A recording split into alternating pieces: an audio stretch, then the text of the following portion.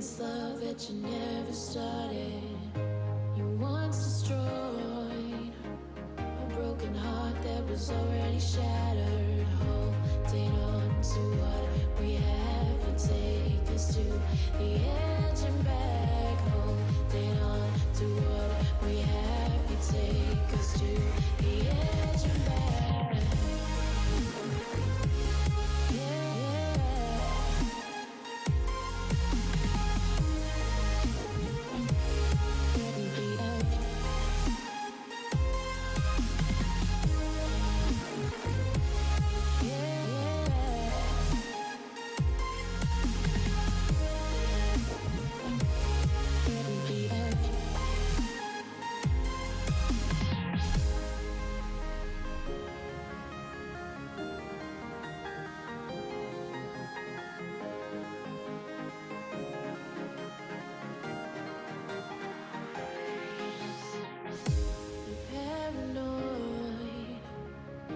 This love that you never started.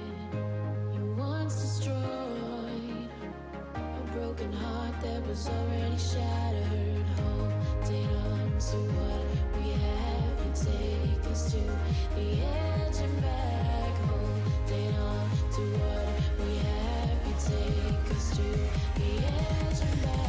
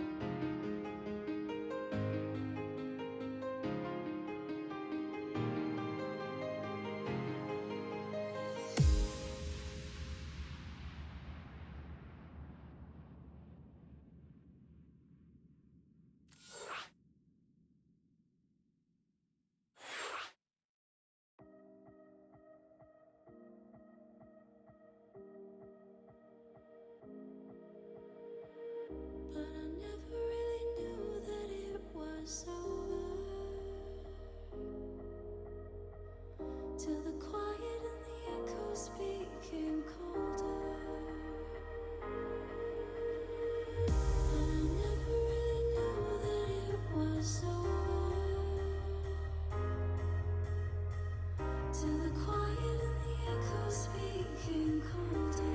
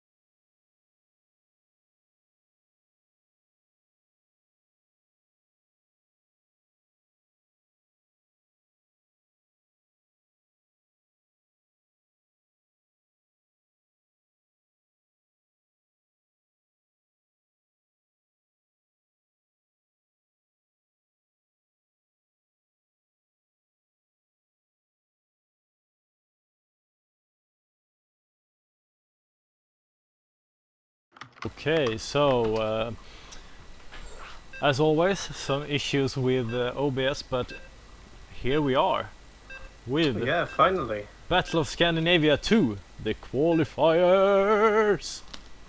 Precisely. The Hype. first qualifier is about to begin. Right now. And we are hyped. It's between Shugliang and Emperor M on New Gettysburg. Terran versus the Zerg. The human Precisely. versus the alien.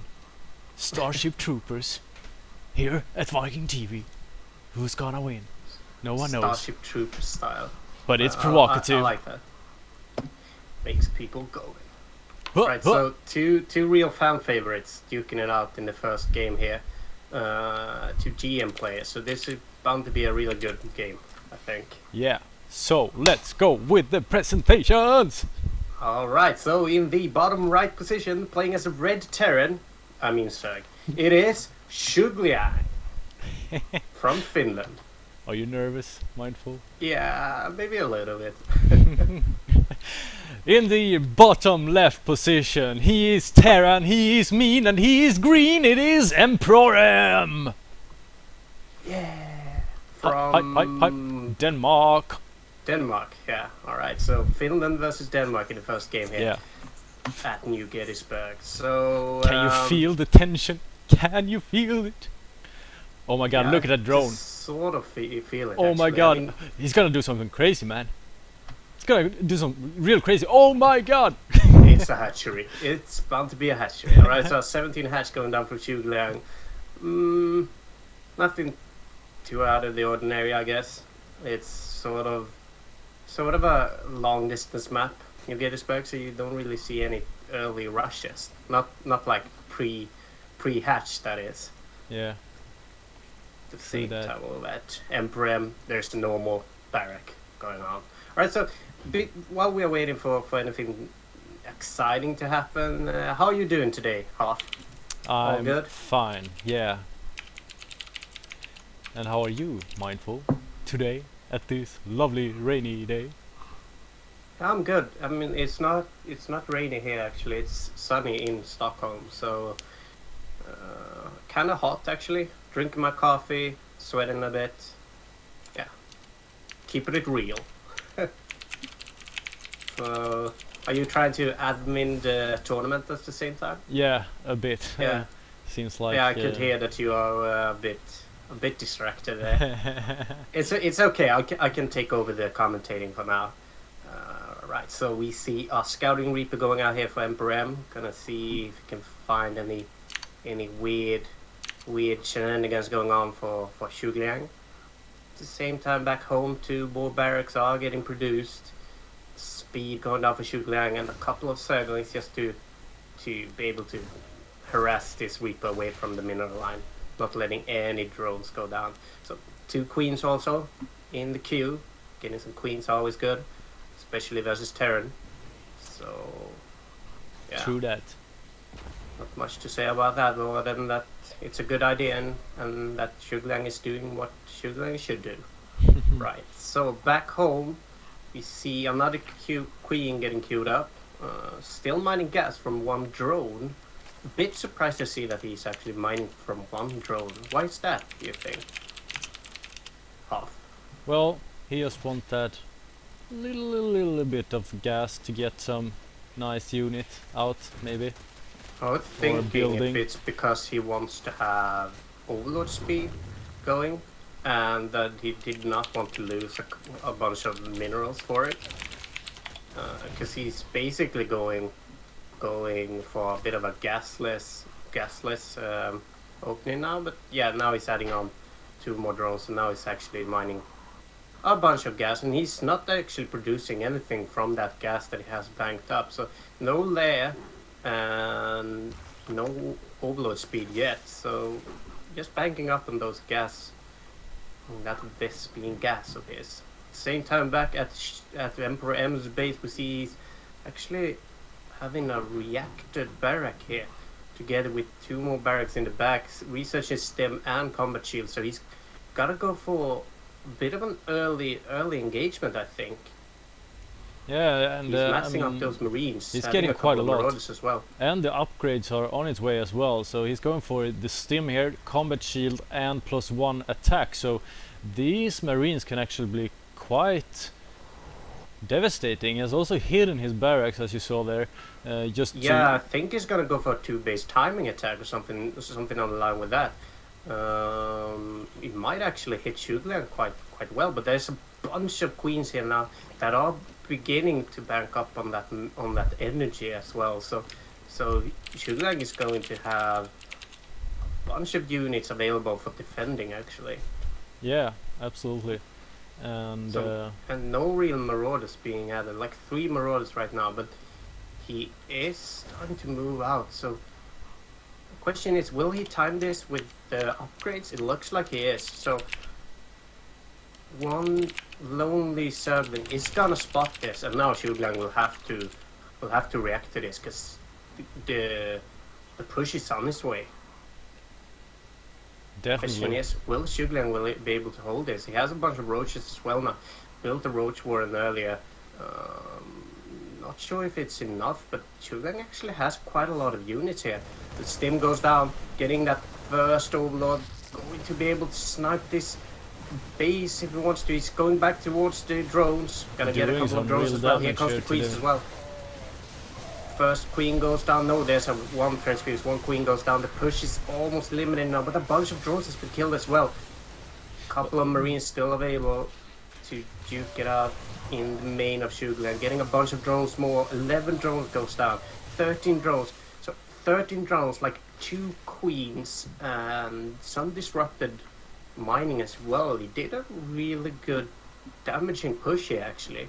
If you look at the drone versus SCV count right now, it's actually Emperor M that is favored with about 10 workers more. But Shugliang has a bunch of army units now, and he might be able to actually engage into this. Yeah, the problem here Into for this Shugliang is defense that of Emperor M. he's so low at drones, so he can't really mess up his army. I mean, if he would have saved a couple of more, he would have much bigger army now, but since he needs to get that economy going, he has to use all the larva just for droning up instead of building any units to counterattack basically. And at the same time we can see that Emperor M is actually ahead now in worker count. Yeah, just like I said before, it means that Emperor M is mining out a bit better than Shugliang, and also keeping that drone count low means that, as you said, Shugliang won't be able to reinforce his army if he wants to get that economy back on track, because he is lava starved in that case. Yeah, absolutely. And So- About to actually produce the same amount of work. He actually has the same amount of workers now, but it has taken a toll on his army units, suppliers. We can see also Embrem's actually ahead, which means quite a lot actually when it comes to Zerg versus Terran, as Terran units are a bit more supply heavy, even though it's not as noticeable as with Protoss. You see 2 medevacs up top going to go down towards the 3rd, 4th placement here. Eventually, this actually creeps rate quite high here for Shugliang, so Emperor M is gonna get spotted quite fast actually. and no base here to deny as well, because it's going No, down exactly. right now. So a bit of a mistiming there for Emperor M, just that the 4th base wasn't down yet. So the question is if he will be able to make a push there again, or it seems like Shugliang is ready for a push like that already. So will be hard to deny that 4th base right now for Emperor M. Yeah, but at the same time, there's actually quite a scary push here. Some Zerglings lured its way down towards the 3rd, getting 5, 6 SV, 7. Even 7 SVs has gone down. It's quite a successful little Zergling harass that he did there, but at the same time, 2 tank drop is on its way towards the main of Shugliang. Gonna kill a couple of SCVs, almost Look getting at surrounded that there. walk One there. queen actually gets sacrificed, so quite a good push there actually for Emperor M. We see a bunch more Ravagers being created for Shugliang. He wants to to be able to corrosive bile those tanks eventually. Same time, Emperor M is making his way towards the fort. He's Almost kind of around. overstimmed right now. Can actually get some harassment going there. One tank goes down to the corrosive biles, another gets shot down as well, but there's only... Oh, and look at just that like a fungal. big fungal actually for He hit Zhuge Liang. the whole army there of Emperor M with one shot. Yeah, the question is, will Emperor actually sacrifice this tank? He actually does that. That was weird, I have to say. I'm a bit surprised to see that he actually wanted to sacrifice it. But I guess he did some damage there, at least to the armor supply of Zhuge Liang. At the same time, he actually 10 SCVs ahead compared to Zhuge Liang now. So as soon as this fort gets set up, Emperor M will begin to produce a whole lot of bio, actually, and even a fourth is gonna be added, or a fifth rather, for Emperor M is going to float its way over towards this position at the same time as Emperor M is pushing his way towards the mid, towards the Samaga Tower here. What do you think about the composition of Zhuge Liang? For me, this is quite the old Zerg style against Terran, where you rely on Lings, Roaches, Ravagers, and then Infestors, basically. But as we have seen lately, I mean, a lot of Banelings has been added to the mix as well, with Baneling speed, etc. And then you wait. For me, this is actually a bit of a weird... Oh, so we have another engagement. Oh, that fungal again. Big fungal. This drop is basically got shut down, but he actually lifts up his units and makes its way home. So big save there for Emperor. Yeah, I was gonna add that I think what Zhuge Liang has done here is basically replace a bunch of the roaches for Zerglings instead. So he has Ravagers and Zerglings instead of Ravagers and Roaches. Yeah. I guess that helps a bit with the problem with roaches falling off so quickly, and also being quite supply inefficient, which means that you are better off getting Zerglings and Ravagers instead. Yeah. Also, it's easier to get a good surround if you have a bunch of Zerglings like this. It does take its toll on your lava count though, so you have to have a lot of hatcheries up. No macro hatch for Zhuge Liang yet, it seems like, or I don't know, maybe I missed it, but we can see a fifth base going down here and the Ultralisk Cavern together with a Spire, so might see, what do you think, Ultra and the Corruptor composition, maybe? Yeah, we'll probably see Ultras. The Lings just run straight into the mineral line, but they don't want to stay there at the planetary. Instead they take this third base without the planetary, and they will actually do some damage here. And Emperor M actually doesn't really respond to that. No, he's pushing his way towards the fourth of Zhuge Liang, and I think he's way too focused on this. Gonna be surrounded as well here. A good fungal there at the right flank. For Emperor, and keeps spreading out his units quite efficiently there versus Zhuge Liang, but there's a bunch of Ravagers still alive. None of the Ravagers has actually been killed, and this push is basically cleaned up, and at the same time he has lost so many workers back home. He's down to 68 workers, but still 12 workers in favor of Emperor M. So I mean, he still has a lot of workers available, and look at I these think he'll Lings be able now. to shut down this Zergling harass now with the Medivacs getting added back to the main. But at the same time, Zhuge Liang will just walk around here. But the Lings right now, they have Admiral Glance as well, +2, almost +3 here, and whatever happens here, Zhuge Liang has the pressure up right now at Emperor M, and he will not have any problems at all getting the chitinous plating for his ultras and getting ultras out. So we can see ultras are already out here. It's just the chitinous plating that is not up yet. I don't really think he should engage here. He should just back off and wait until that chitinous plating is done together with the 3-3. In 10 seconds these ultras will be so tough for Emperor M to deal with. Oh yeah, exactly. So I was wondering if he made a great spire out of that spire. No, he did not. So we won't see a transition eventually. So I mean, it looks good for Xu, but at the same time, Emperor M has a lot of production in the back of this, and together with that worker lead that he has for quite some time, he should be able to produce quite a lot. And the only real danger right now for Emperor M is this timing, where the Ultras gets chitinous plating, where they are basically invincible for a while here. Bunch of corrupt is being added as well, which will hurt the liberator count of Emperor M. And that's a problem, because right now Emperor M is relying on liberators to deal with the ultras. Oh, and that medevac goes down so fast there by the corruptors, can't really do a drop there. But I mean, and the liberators, you can see he has 4, but the corruptors will just take these down so fast. Yeah, it's all a matter of how well can Emperor M get value out of his liberators. We can see that the liberators are going down.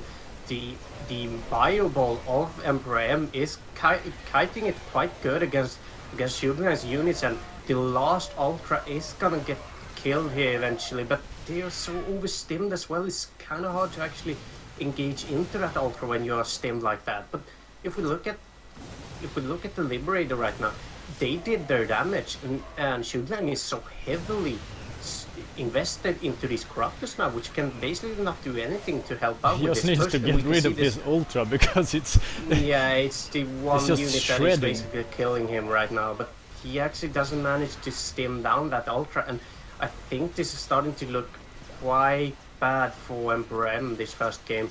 You can see now the Stalkers are getting killed as well here, so no more liberators for Emperor M. We see supply depots going up, so he's gonna try and defend for a while here. I have to say, this hero ultra is, how many kills does that ultra have? 21 right now. 21, and then there it goes down, and these Serpents are actually gonna get killed quite easily, but with the fungal, it's not that easy anyway. So Emperor M loses that first game against Shugen, and yeah, well played Shugen, I have to say. Yeah, most definitely.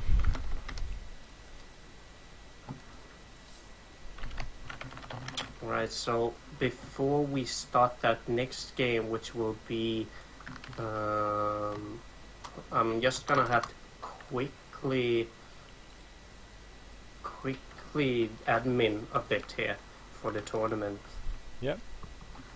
As one player wondered where he was supposed to put the score. Apotheosis is the next map here as well, so Yeah, I'm gonna create that while I wait for Space Macy to answer. He was actually the one that was wondering about the score, actually. sadly it seems So- like Mekar did not show up here. I tried to reach him at Twitter, but he was not he did not respond, so I guess Tyr got a walkover then, and he will face Microlife actually in the quarterfinals, so they are done. It's a TVC. Alright, so while we are waiting for this, I have to quickly send a link to him. Alright, so the next game is about to begin here. We are only missing Emperor M right now.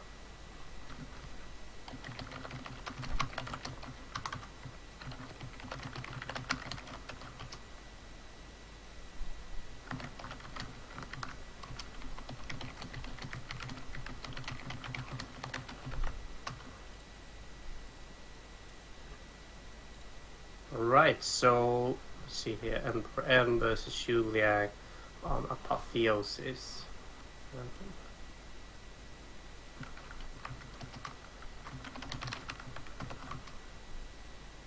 Alright, so are you ready for the next game? Yes, I am. Totally. Just gonna see if Xu Liang is ready as well.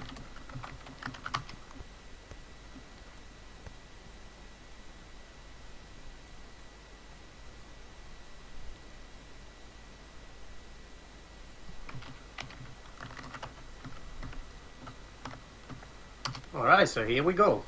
The next game is about to begin. And I can see that the players are able to update their scores on the tournament website. So we actually have some scores already up on the break screen as well, as some of you will probably notice in a bit when the stream is showing it. Yeah. Right, so what do you think about that first game half? Was it as expected, or? I don't know if it was expected, but it feels like Emperor M really did some damage there in the beginning with his push, but he couldn't really sustain that pressure up. Rather, it was Sugliang that defended off the drop plays and managed to damage or hurt Emperor M quite a lot actually by just denying the drops and killing off his army, and that bought him enough time to get into that ultra Kainos plating Admiral Gland Ling timing where Emperor M basically could not stop the ultras. Yeah, exactly. So quickly just gonna go for a quick presentation here for the players again. So in the bottom right corner he's playing as the Green Terran. It is Emperor M from Denmark. And his opponent up one game from the quarterfinals. He's playing as the Orange Zerg. It is Sugliang from Finland.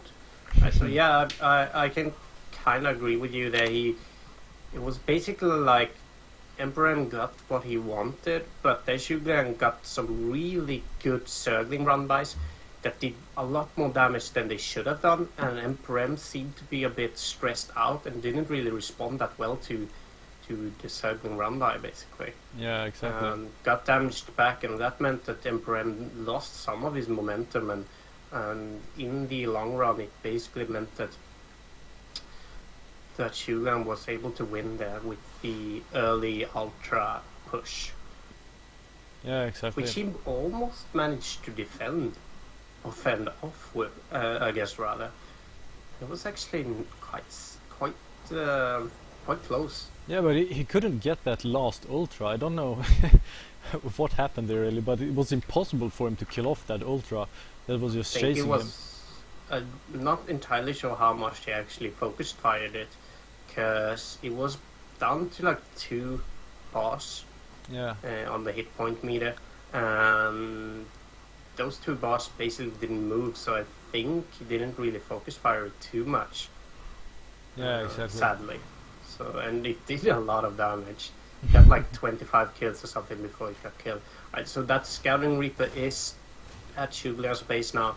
Gonna see some Zerglings and second base of Sugliang up and ready to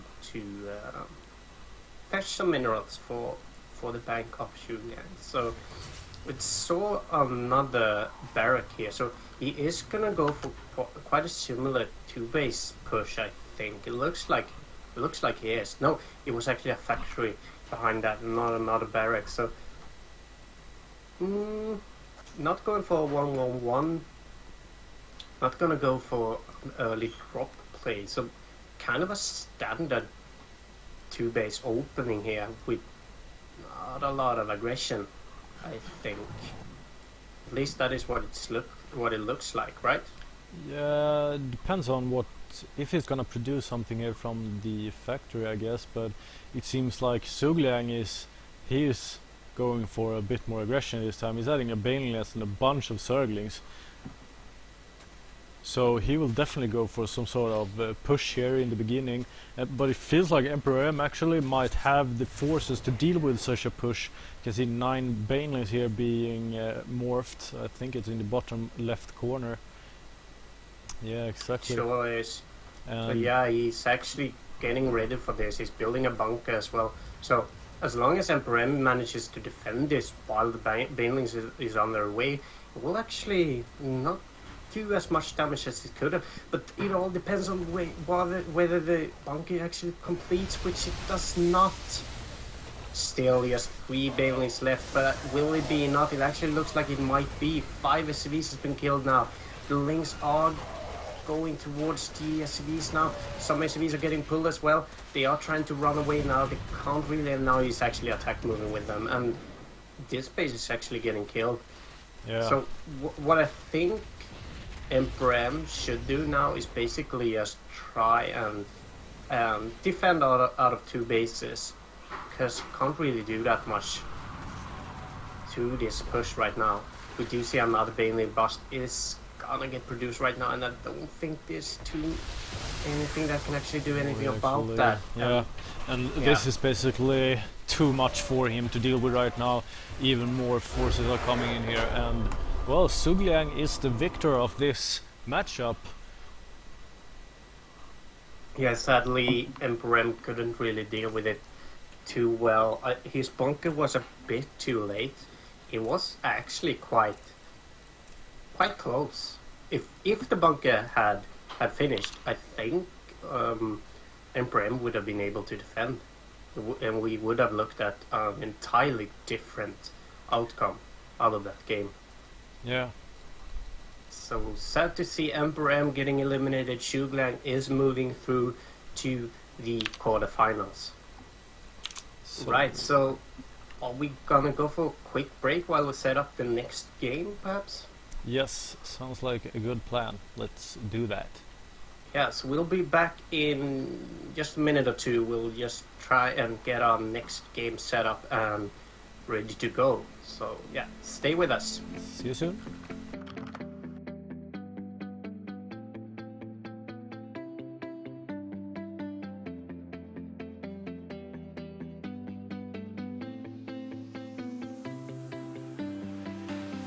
I see the light inside you, brighter than the skies. Hold on, just let us escape and fly away tonight. We have the world in our sight, and I know together we'll be alright. And you see, forever we will go.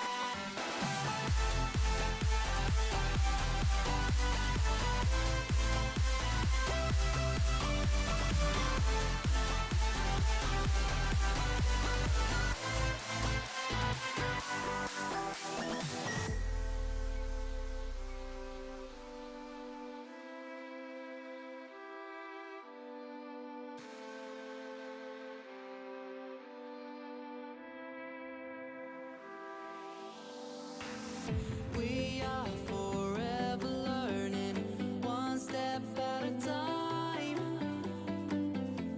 As long as the world is turning, I'll be by your side. We'll keep the fire burning, I'll never see you hurt. You know I can't explain it in a way of words. We both know that you'll understand, and you'll see if you take my hand, and I'll go out of my own way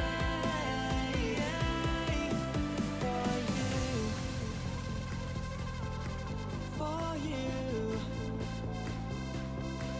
I'll go out of my own way.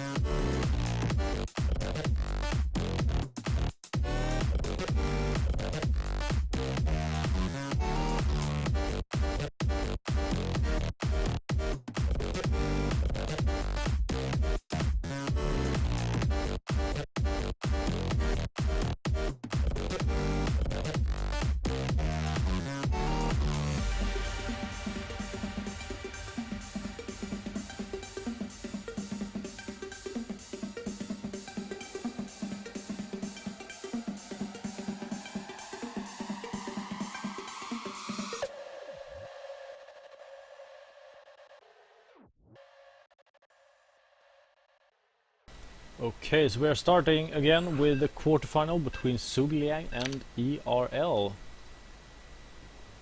Yep, exactly. So this time Norwegian versus Finn. Let's see if Norway has a better ability to stop the Finnish player Sugliang. That's a good question. A really good question. So, in the bottom right position, playing as the pink Terran, it is ERL or Earl.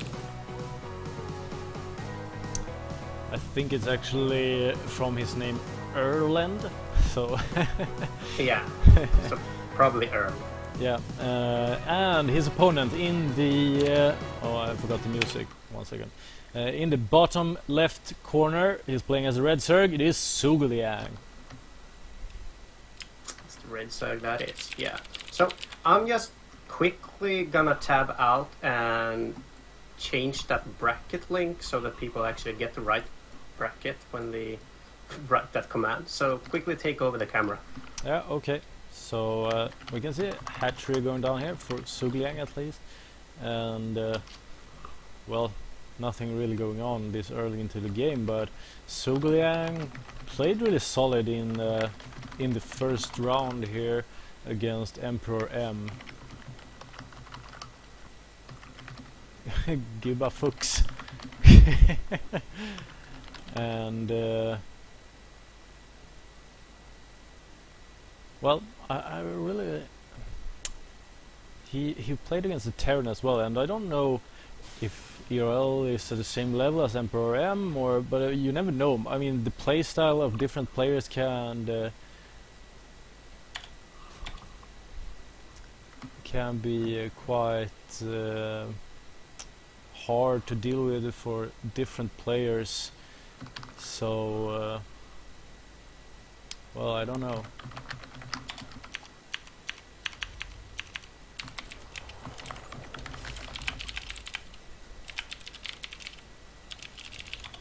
Alright, so there we go. The right link should now be in chat.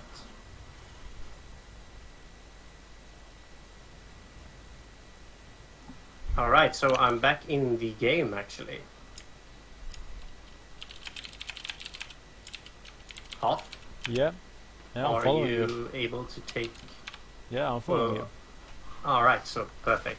So, a guy actually asked in the chat right now why Sweden gets the most invites when Denmark and Norway has the best players. So, I guess he's referring to the actual invites to the main event where we have as much as 3 Swedes invited. And that is actually because when we invited players, we took the top 8 Scandinavians in the WCS ranking, I think it was. Yeah, I think so. You are the one that actually has... Yeah, we took the top 8 at least. Yeah, the top 8, and I think it was in the WCS ranking actually. And as happens, it actually was 3 Swedes that got invited there. Yeah. And to me that was a bit of a surprise, just as I think it's a surprise to some of our viewers in chat as well. But apparently that is how it was, so I guess that is basically the explanation to it. Yeah. And to be fair, we did have 3 Norwegians in the last Battle of Scandinavia, so I guess it evens out a little bit as well. Yeah, exactly. If you look at how that tournament And I ended think up. we had 3 Danes then as well. We had Space Marine, Bunny, and Lily Kanin. Yeah, so I guess that is worth pointing out. Yeah. Right, so looking back to this game, we see Earl being on 2 bases right now. He is, as it looks right now, he is starting to produce some medevacs now. The question is, will he go for an early drop or will he not? He actually built a casual bunker here.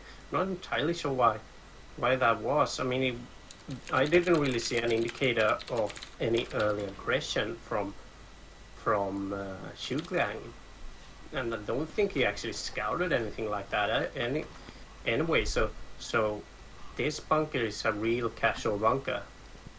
Yeah, Well, a lot I of guess- queens has gone out for Sugliang, so it feels like maybe he will try to just be ready for the drop place that is coming out right now here from Earl.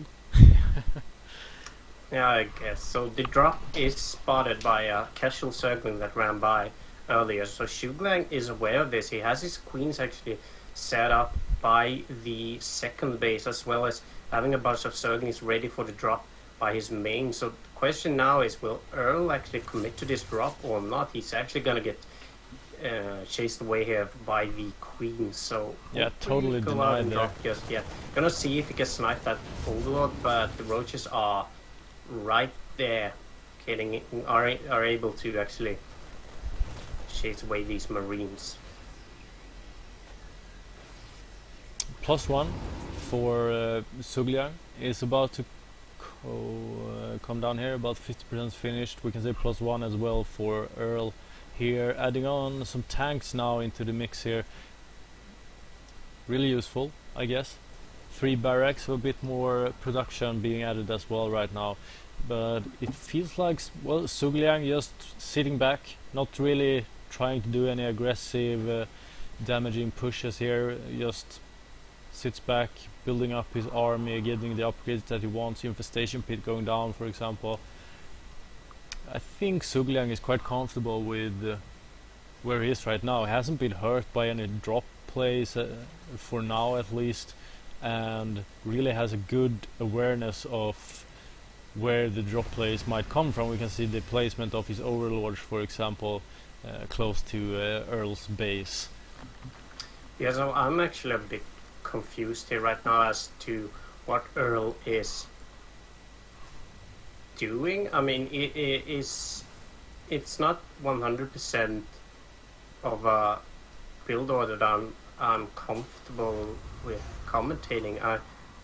I'm a bit surprised to see this third going down over here this late, while he's not even producing any, or actually doing any kind of harassment. It's kind of dangerous to actually let a Zerg be this comfortable as he's doing right now. I mean, Yeah. Shugliang is basically producing his fourth now without any kind of harassment, getting that fourth down easy, and going to be able to saturate it as soon as it pops out, because there's nothing really threatening from Earl moving across the map right now. There's just pure marines, and Shugliang has a lot of defenses up and ready to go here as well. A bunch of roaches and ravages now together with a couple of infestors even. So I don't think Earl's harassment ability will be that good once it actually makes its way across the map. Yeah, I mean, he doesn't have enough units to actually do that kind of the damage that he really needs to do. We can see he's going in here at the 4th base, or at least he was about to go in, but dances back and forth here. I'm gonna clean up a couple of creep tumors. I do like that. It is Gets a lot of creep tumors actually, and yeah, oh, but the there's fungal. that first fungal, and I think he actually needs to just get all the way back there, pick up the marines, and then just go home, because it's just too much here for Earl to handle with a tiny drop like that. At the same time, there's a bunch of marines here that are actually visible by this casual circling that stands here. So, gonna get cleaned out quite fast by Shugliang's main army. But I think that what Earl wanted to do with that drop was not really to go into that base. He basically just wanted to clean up the creep there, just to make it easier for him to drop next time, I guess, so he isn't spotted that early. Yeah, exactly. So Earl did a good job, but I think he should have been a bit more aggressive. Maybe have a bit of a stronger push potential, or moving in on 2 fronts at once, so he could get to that drone mineral line where he could do some damage, because he is letting Shugliang still outmine him from 4 bases now, where he's actually at 200 supply as well. So Shulang is actually really comfortable right now. He's at 200 supply, and he just has to move out now because he can't really stay on 200 without doing anything. At the same time, Earl doesn't even have 200 supply ready. So I think this will be a really hard engagement. For, we can see now that Fungus goes down across. A lot of Marines get snipes there, and I do think that this is cleaned up, and I think this is game 1 actually for sad to say, but that was just too big of an army to engage into. Yeah, and that fungal was a bit too good to actually. Yeah, he basically got like three medevac worth of Marines, like I don't know, like 16, 18 Marines together with 2 medevacs. Yeah. In those 2 fungals, so that was a really good fungal. Right, so I'm just gonna see. Oh, I actually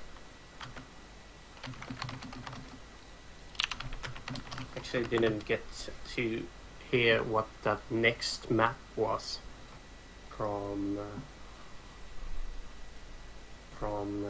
Shugliang, so I will have to wait before I can put up that next lobby. Seems like we actually have the first qualifier for Battle of Scandinavia. He's through to the semi-final, Microlife. He won against Tyr in the quarterfinals with 2-0.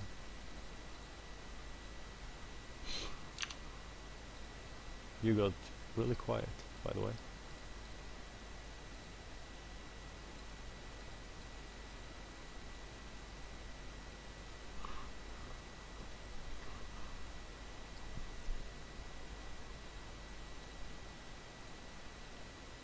Hello?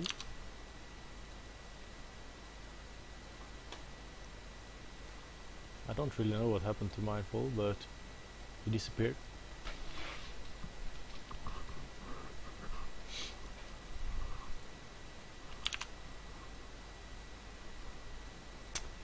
And let's see here, I think Gusty won against Wooded Micro with 2-0 actually, so he's gonna face Crowbar here in the lower part of the bracket. The winner of that matchup will face Suliang or Earl.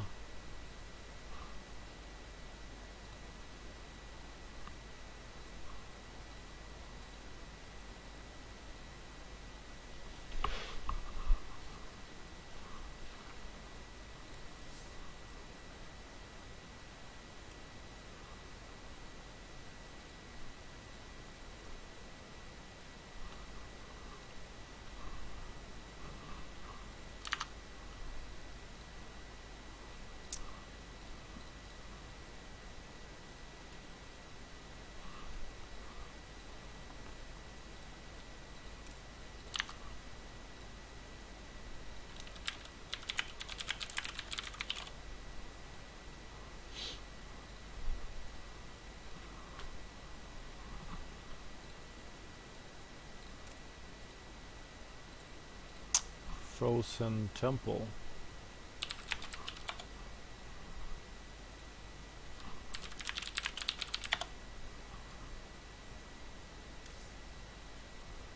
I'm so sorry about that. They actually just came home here, so I had to say hello.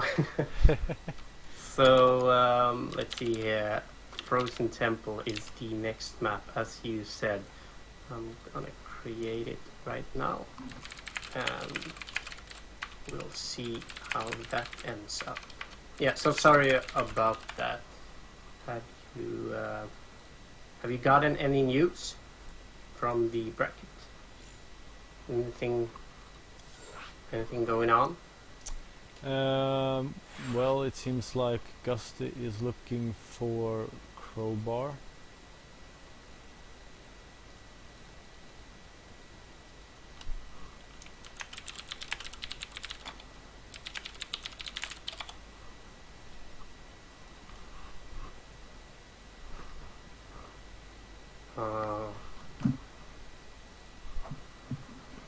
And well, that he comes back.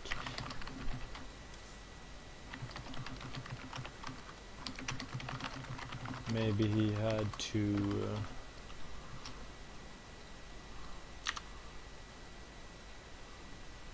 eat or something in real life, I don't know, but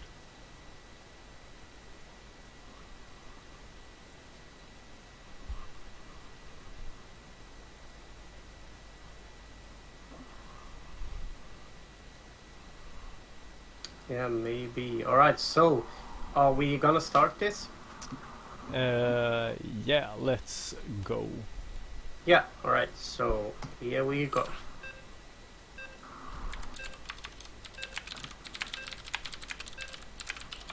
I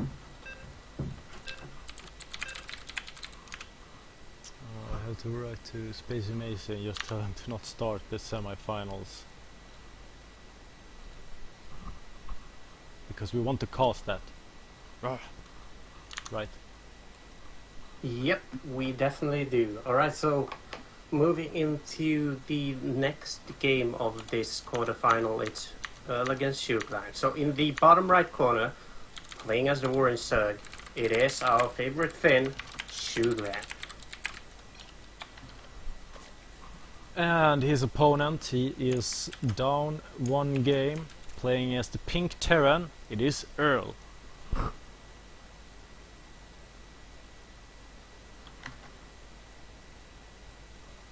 Exactly. Alright, so well, being up one game right now for Shuglang, it is actually looking he's looking quite stable here, quite solid. I think he might actually be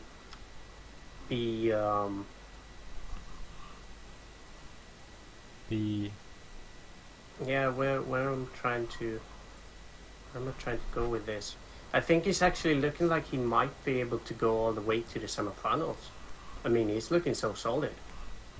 yeah, I mean, it feels like if Earl is gonna bounce back here and contest this series, he really has to get those drop plays going a bit better than the last game.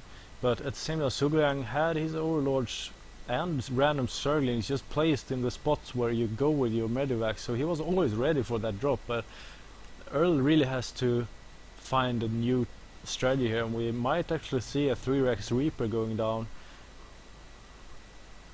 right now. Yeah, so first, second, and third barrack has been produced, and this is quite standard on Frozen Temple actually. Well, can't really say standard, I guess, but it's kinda something we see a lot when we are broadcasting Go for SC2, for example. Yeah, and I mean, Sugliang has no idea about this because his overlords are not even close at the moment. No, at the same time, the spawning pool is completed, and I guess we might see actually some damage be done, but at the same time, I think Sugliang will be able to produce a couple of Zerglings as soon as he sees it. I mean, as soon as the second Reaper comes here, he knows that there's some kind of Reaper harass going, and he will spot it now when the Overlord comes here. We can also see that he's producing more Queens here, so... Still no more Zerglings, so the two Reapers going out towards the main of Shuglang. Gotta be able to do some damage to that Queen, but Queens are quite tough, quite beefy units that can take a lot of Reaper hits actually before they cave to the damage. Right, so but this Queen is in a bad position here. Yeah, but still almost able to get a Reaper, and something you really have to be careful with in the beginning of a Reaper harass like this is not losing Reapers, because you need them to just get that health regen back so they can be able to push back, because you need to have that critical sum of Reapers in order to do damage to the Queens. And the Queens is what is holding him back from doing damage to the mineral line, and we can actually see a roach here as well now. So what Shugline did was actually keep himself low on Zerglings, producing a couple of drones, and as soon as that roach worm finished, he started producing roaches instead, and roaches are quite good against a Terran, Or and especially Reapers. against Reapers. They are good against Terrans, especially.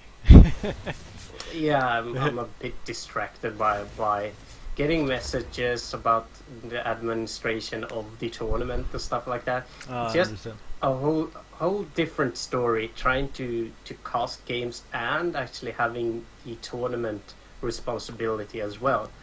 We are usually just casting like Go for SC2 and stuff where we are not a part of the administration of it. So I also think that just because some of these players might not be as experienced as the guys we had in Battle Scandinavia 1, so they might have a bit more questions maybe about the format and what to do and stuff like that. yeah, exactly. I guess some of the players haven't really played that many tournaments as well, so it might be something like that also. Yeah. But Really large mass of Reapers here right now, but Earl has tried to expand upon this, just getting his own second base here, so a bit better economy, but he can't really do any damage here with the Reapers except for keeping Sugliang in his base for now at least, but something else needs to happen here. We can see now Sugliang decides to push out here with his roaches and ravagers, but Earl actually takes advantage of this and decides to go up here into the main. Will try to do some poking, but the problem now is that he is trapped between the ravagers, the queens and the zerglings here. yeah, and a bit of a friendly fight there as well. Here we can see the Zerglings finally being able to surround that Reaper count of Earl, and the Roach Ravager push that comes out of this will hit Earl quite hard. Actually, we do see Earl actually produces some tanks now. That first tank is really going to be valuable in the defense of his natural, but I think the push is just coming too fast. I actually think that this push might end the game, to be honest. Yeah, we can see Earl is trying to defend with his SCVs as well. They are going into attack here. A bunch of corrosive actually goes down as well, getting a bunch of SCVs and even a mule there. And the SCVs, or the Zerglings rather, already in the main of Earl. Gonna get that tank as well, and they receive another GG, and Sugar moves on to the semifinals. Yeah, so our second player that has qualified for the main event then, and let's see here what is going on. Alright, so we are, I guess, gonna see if we can get another game going. Are we gonna go for a quick break again while we set up that next game? Let's yeah, do alright, that. so stay with us guys. We will be right back with, I think it will be our first semifinals. Maybe. Depends. Maybe. Well, you'll soon know. Yeah. Be right back.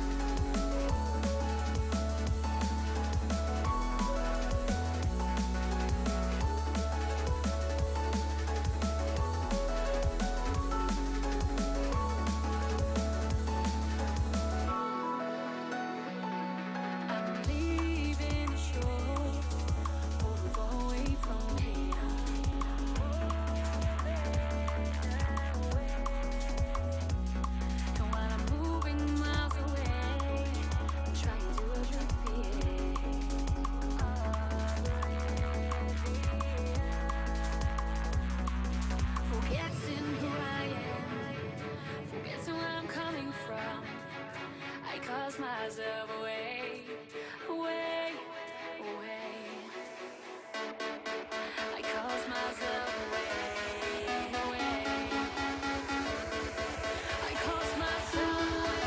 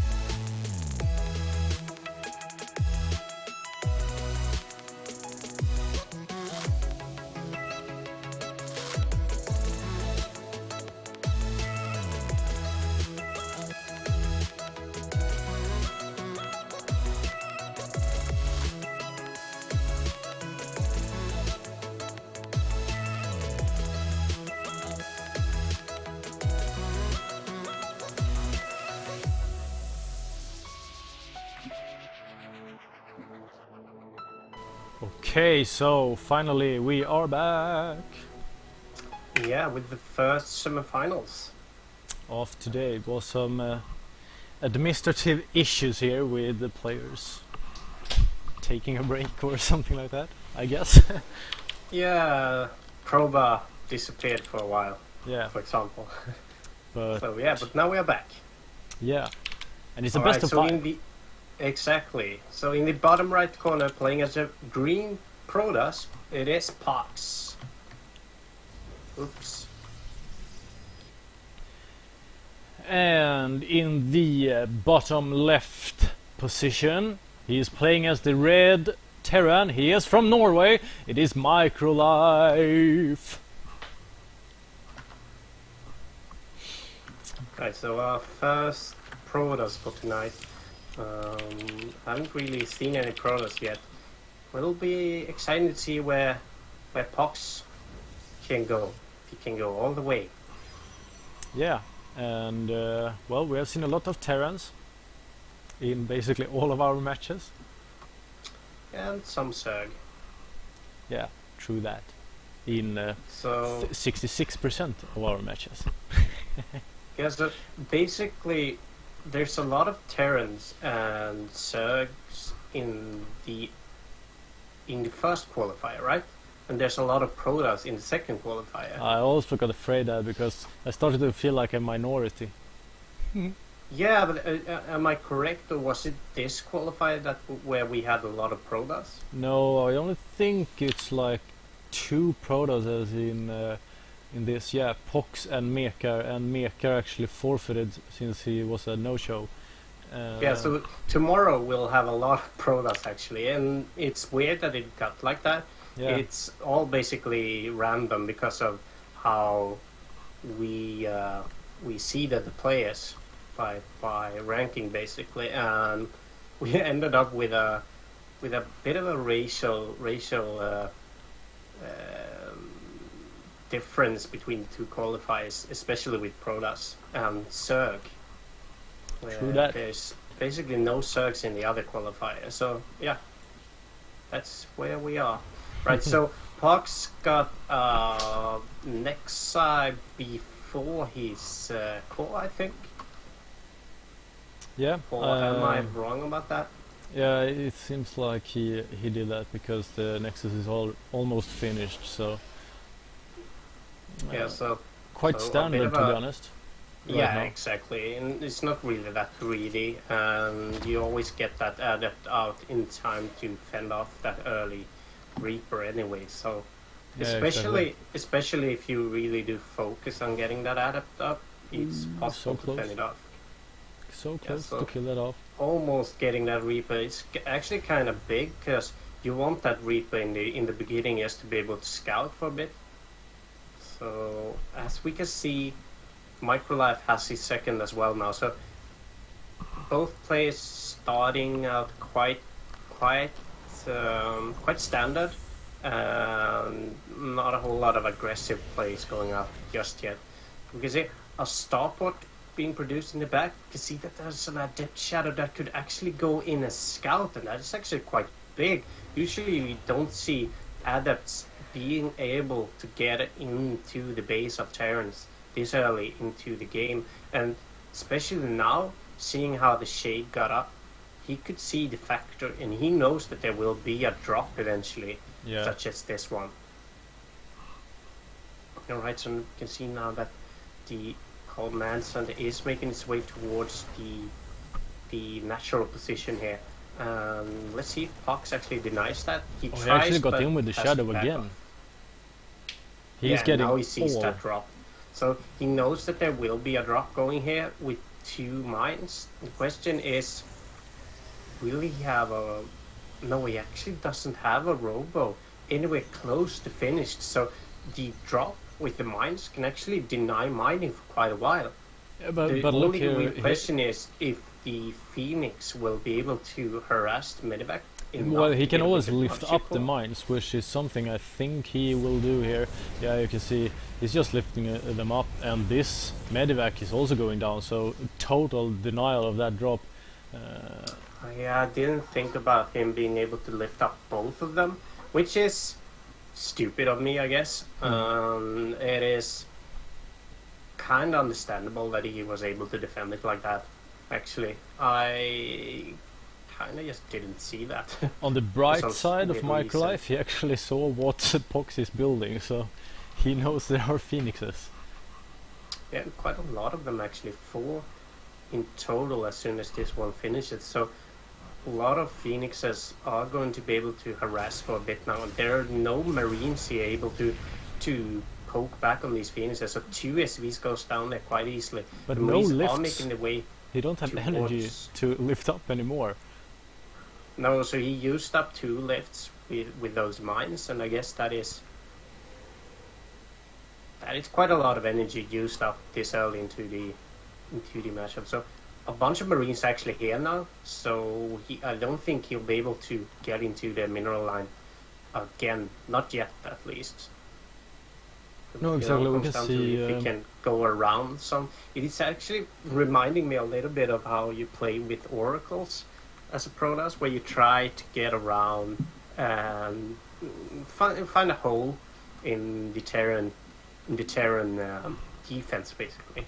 Yeah, Right, so exactly. there's actually a mine here. I'm not entirely sure how many workers he got. I think he got 2 workers.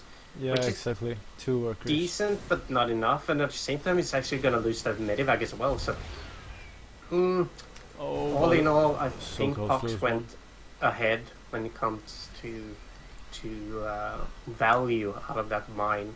so to be hard honest. for Microlife to get anything going here as well, with these phoenixes just constantly keeping an eye out here in the sky for Pox, because I mean, even if he manages to drop into the base of Pox, he will most definitely lose the medvac when he tries to return. So a drop Yeah, will always especially- be quite costly for him, it feels like.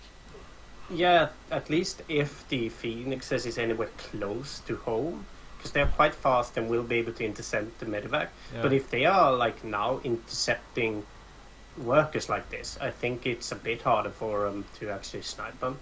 It all depends on where they are situated, basically. Yeah, of course, but still, it's quite risky for him to just go in, drop, and try to save it. So he, But yeah, you can't really do drop plays like you do against Zergs. no, That is true. Right, so if you look at the worker count, the Protoss of Pox is favored right now, which is not really that weird. I think that is kind of usual, just Actually, because this if you is look at the 2 also medivacs big there, and here engagement comes on the these stim. adepts, and without the Phoenixes, they were actually winning that engagement quite convincingly. But as soon as the Phoenixes come here, it's an entirely different story. As the first soldiers of Microlife is being lifted up, and now again another big lift up, and I think actually Pox is going to be able to do a lot more damage here now.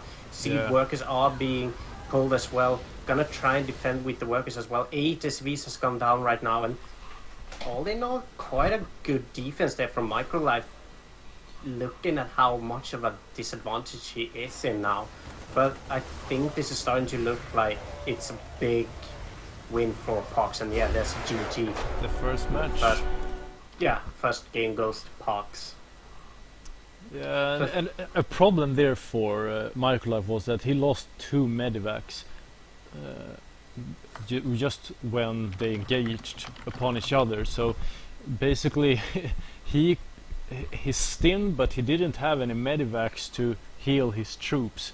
So, I mean, that Oh, exactly. that was also a big factor in it. I think that he lost quite decisively Yeah, well- when the Phoenixes came in. Yeah, also I think that seeing how he saw a window of opportunity where he could engage the adepts when the Phoenixes were not there, he didn't really get all of his army to the adepts, and they didn't really have that many marauders, so he couldn't really kite and do as much damage to the adepts as he wanted to before the Phoenixes came there. And as soon as the Phoenixes came and lifted up the marines, there wasn't a whole lot left on the ground. so Bucks were able to wipe it up basically. Yeah. And also having like a 15 worker lead for so long, it is hard when you're not able to pressure the Protoss. And basically Pox had the pressure for the entire time. I think it's hard for Terran to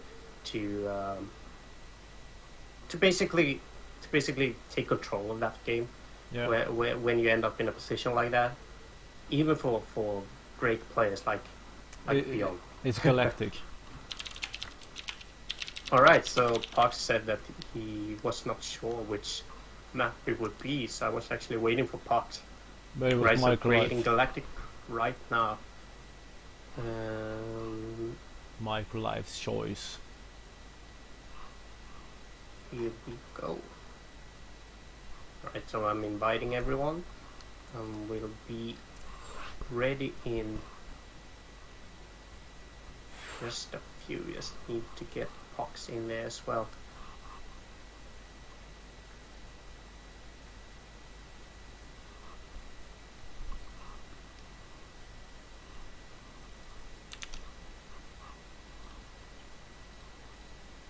Oh, and I need to get Microlife in there as well. Which seems to be a bit more problematic. To get Microlife in, or what?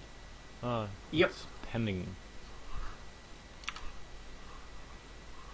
Right, so there we go. Microlife is in and race has been chosen. Just gonna see if we can do a quick ready up here before we start. I'm ready. Good job, Half. Being ready is important as a caster. Yeah. Right, so just waiting for Microlife to ready up and we will start the game. Looking back at game number 1, this was one of the most even games we've seen so far tonight. I think the games with Emperor M and Shugliang was quite even for a while as well. Yeah. Then Shugliang sort of mopped the floor a bit with the opposition after that. Yeah, now we can see Microlife and Pox, and I think Pox and Microlife is quite even, to be honest, in terms of general skill level. Yeah. Yeah. I agree. It feels like Pox. Well, I think that Pox had a better build actually in that game, just. Yeah. And that he was able to deny all drops before they actually did anything. Right, so waiting for Microlife to ready up.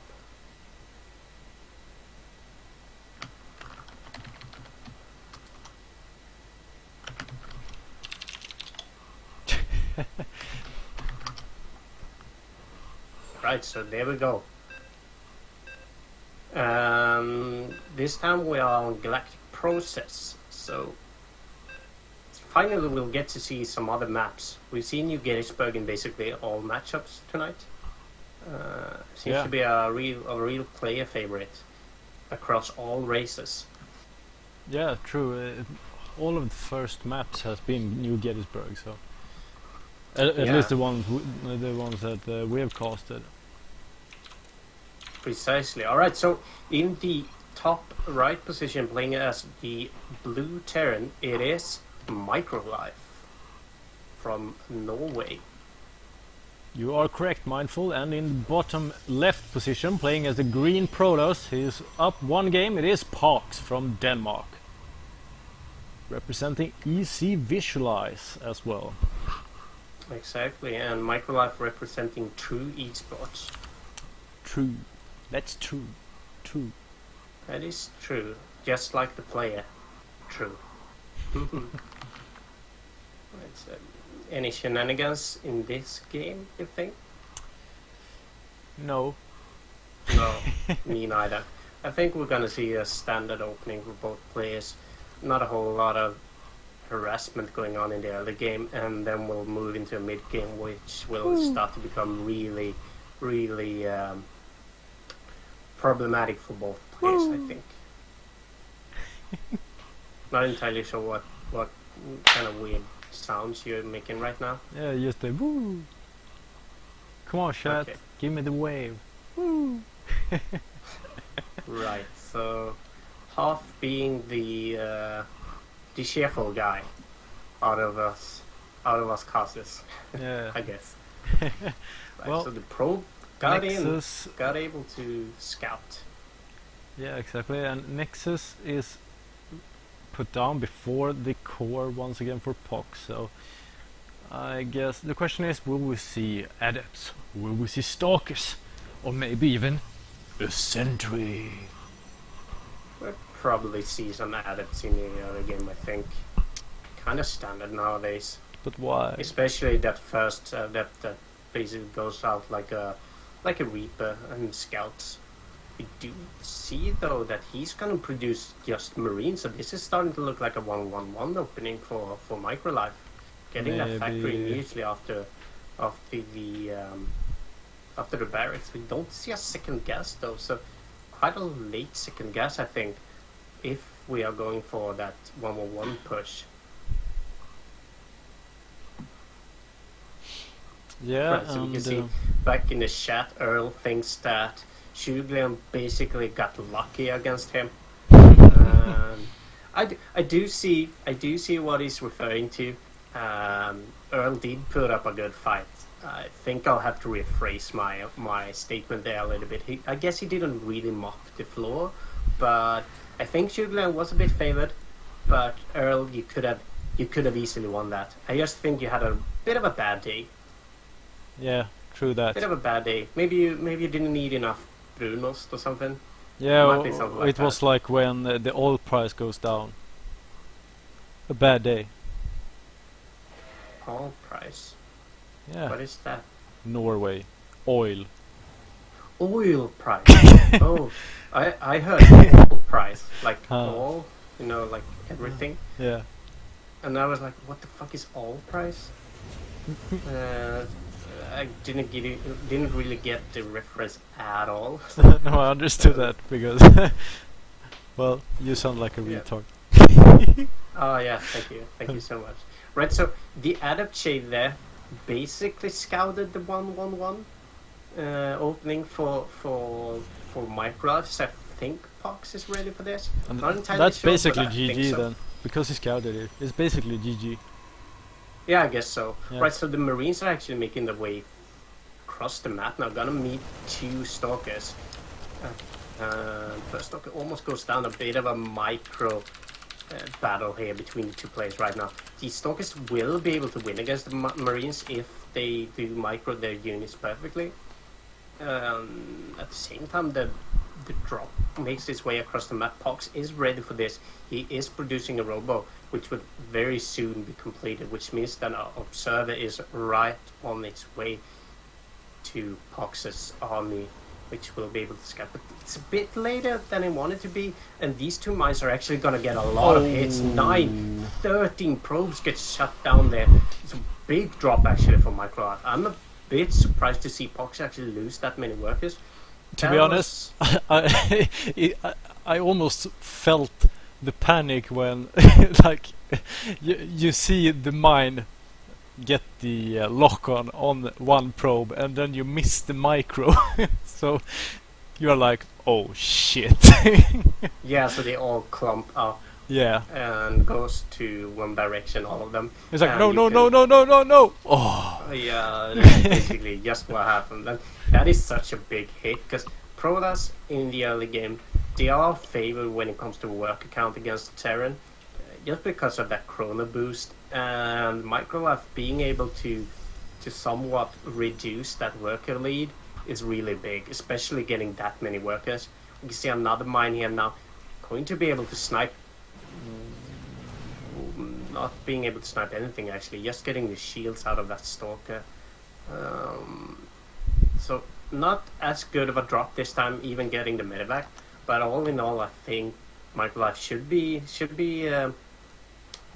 happy with the payoff of that drop, basically. Yeah, absolutely. And just as you said, just getting 13 probes with 2 mines and 1 medevac is a good trade. Yeah, exactly. All right, so in the back of Pox's base, we do see that the Resonating Glaives has been started for the Adept. So Pox is gonna get a kind of big Adept army, kind of usual against Terrans. At the same time, we do see Stim and Marine Shields for Microlife. I forgot about the name of the Combat Shield it is. Yeah. So Marine Shields, Combat Shields for Microlife is being researched. Won't really hit in time for the push, but yeah, so it's on its way still. Right, so another mine is being buried over here, and I don't think Pox knows about it. 3 workers goes down. That is quite big as well. I think Almost able the to mine get will get that, cleaned up medevac. eventually, but yeah, the push right now that Microlife is doing, I think it's not as scary as it could be. I think he needs to reinforce this with a whole lot more, but at the same time, I don't think that Microlife is too invested into it. I just think that he wants to worry Pox a bit. Because if you look at the back of this, I think that with overcharges, I think that Pox can easily do this. But without them, I think it will be a bit of a different story, actually. Right, so the rocks are gonna go down now, and the question is, will we see him push in? So 2 medevacs are boosting away now. They are gonna drop towards the third, perhaps, of Pox's base, while the main arm is situated right outside natural. But now it's definitely scouted here for Pox, and we can see it's already splitting up the army here, and we'll do a blink maneuver here, I guess. Yeah, gonna shut down that first medevac. 4 units in the medevac. A lot of stalkers are... Not a lot of stalkers are going down. Like 3 or 4 stalkers went down there. So a bit of a miss there for Microlife. I don't think he was prepared for that scouting position of Pox's observer, which basically meant that Pox could easily defend that. Could have been an entirely different story, but all in all, Pox did get ahead because of that, and is looking quite solid right now. Same time, he made a bit of a drop back at Microlife's base, but Microlife is on top of that. He basically had another drop of his own that was gonna start to go towards Pox's base, and instead he managed to use it to defend. And we can see now a bit of a drop harassment for both players. This is actually quite impressive for both players. Just seeing how they are both trying to micro their way across the map like this. Yeah, it looks like Pox will actually be the one that wins that battle. The micro battle. Of having, yeah, he just had a lot more stalkers in the end, Pox, which however, helped him out. is macroing a bit better than Microlife. He is getting his 4th base here, while Microlife has just started his 3rd. So a bit of a disadvantage, but Microlife's army is quite scary, to be honest. It's a lot of marauders, a lot of marines, and I don't know really if does Pox really have the army at the moment to deal with this. A really good question. Pox has a lot of stalkers, which are kind of bad against both marauders and marines together like this. I do think that depths will fare better, but it's just a question of how Pox utilizes overcharges, basically. Yeah. Right, so the mothership is about to go down, but it gets to overcharge itself. But in time, the pylon goes down, and we can now see an engagement where a disruptor gets a big hit there and towards the marines, and another one that is really good. That hit was really good, and I think Microlife should have utilized mines a bit earlier to be able to hold back against that, but there wasn't a whole lot of mines in that army actually, so he couldn't back off for added safety from those mines, basically. Yeah.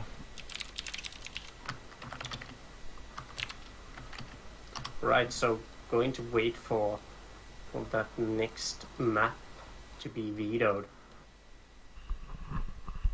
So let's see here if it's possible maybe to fix the sound here. Seems to be, I guess, a bit like it's, well,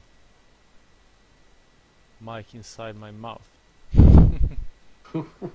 Yeah, that is not nice if it's like that, basically. So Frozen Temple, third map. Exactly.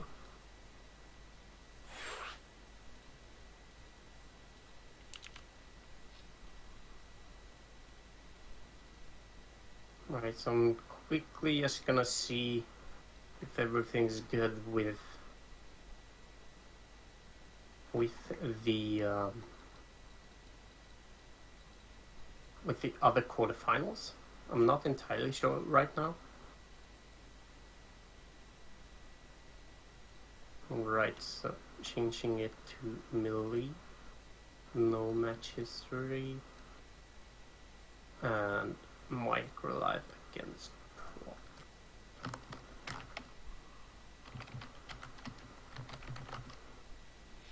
Right, so a bit of a break here now. Micro life just needed to visit the toilet. What do you think about the previous game here? Do you think it was as even as the first, or? Yeah, I really do think it was. It's just that a bit of a mistiming for Microlife, also not maybe utilizing mines as well as you could have, and being unlucky with that one drop, which was scouted with the observers, I think made him lose the game, basically. Yeah. Not a whole lot more. The skill difference between the two players, I think they are kind of even. It looks like it at least. Yeah. So that 2-0 score right now is not indicative of how good or bad the players are, I think. Yeah, I totally agree with your reasoning there. Thank you. Right, so just quickly gonna see, how is Crowbar and Gusty doing? Are they playing? Have they played? What's the score in that game? I have no idea. I guess they're still playing. Yeah, Gusty at least is playing a custom game, so they are definitely playing at the moment. Alright. Right, so right now we have Xu Liang through to the main event of Battle Scandinavia, Pox and Microlife. And the fourth and remaining player for tonight that will qualify will be either Crowbar or Gusty. And the remaining 4 placements will be decided tomorrow in the second qualifier. Also, just a heads up, the 4 players that are remaining now, as well as tomorrow, they will also duke it out for a 5% net at the total prize pool of Battle of Scandinavia too. So the main event, when that goes off, that is when the prize pool will be closed, basically. And until then, we are basically trying to up the prize pool as much as we can. And the 2 qualified players, the first one from tonight and the second from tomorrow, will actually get 5% each of the total prize pool. Even if they don't get that far into the main event, they would still get 5% if they are the victor of each qualifier. This is worth pointing out, I think, because that is a real motivator, I think, for a lot of the players to really try their best in the qualifier, basically. Don't you agree, Huff? Yeah, I do. Perfect. So just waiting for Microlife to come back. Yep. Let me see. Okay, he's here. So is Pox here? Yep.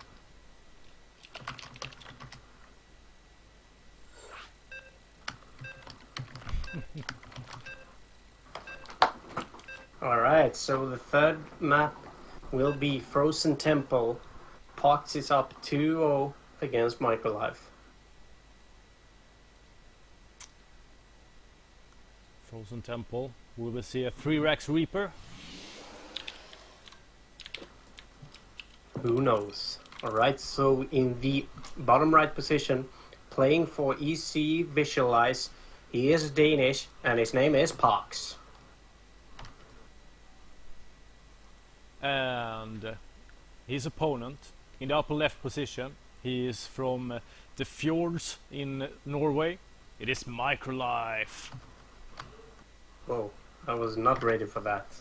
Right, so the true esports guy, Microlife, has a bit of an uphill battle now.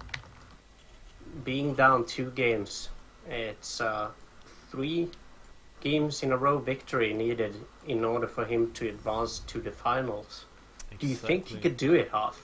Well, mindful, yeah. I think he got it in it.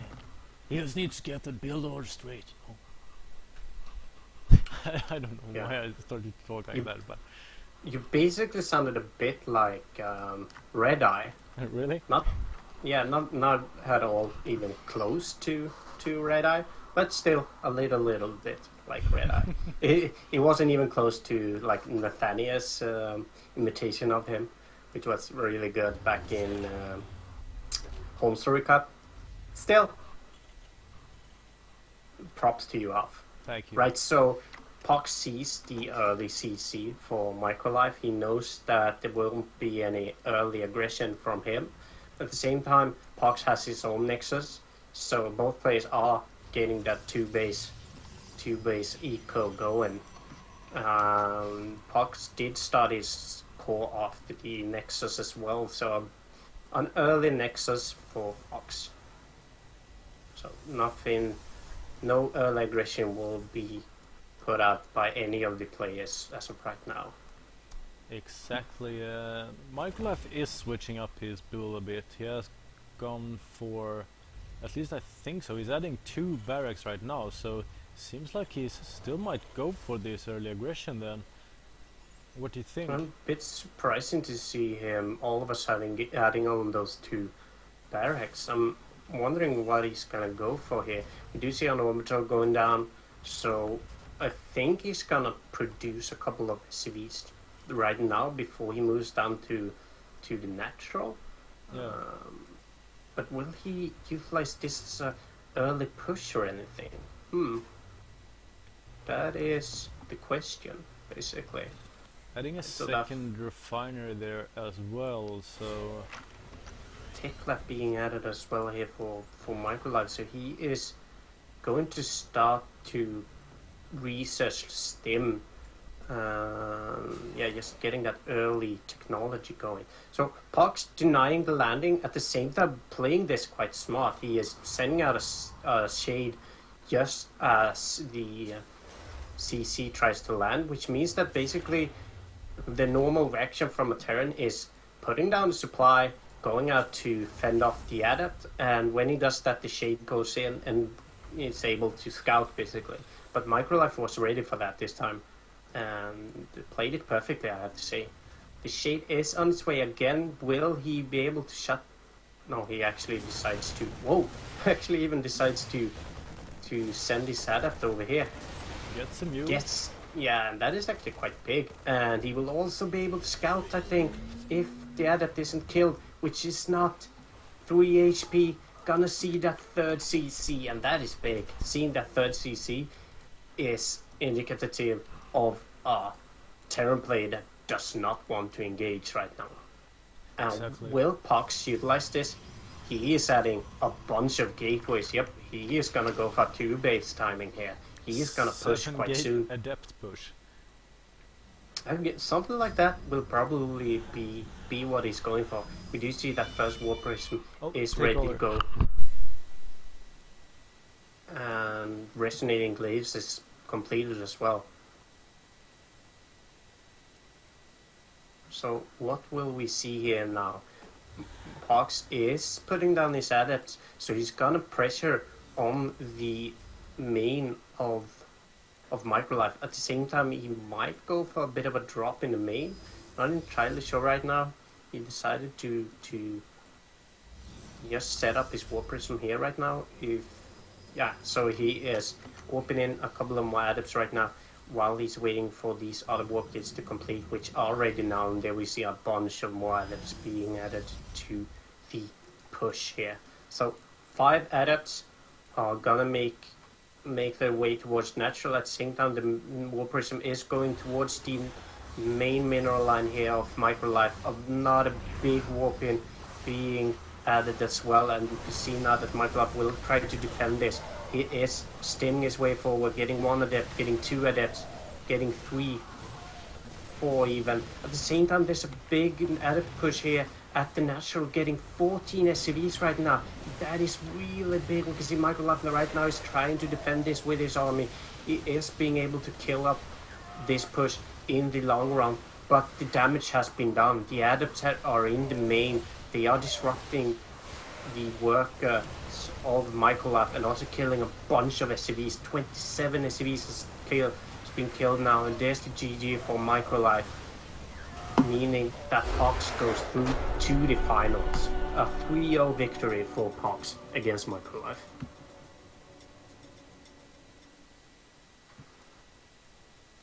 Right, so Pox, being the victor here, he is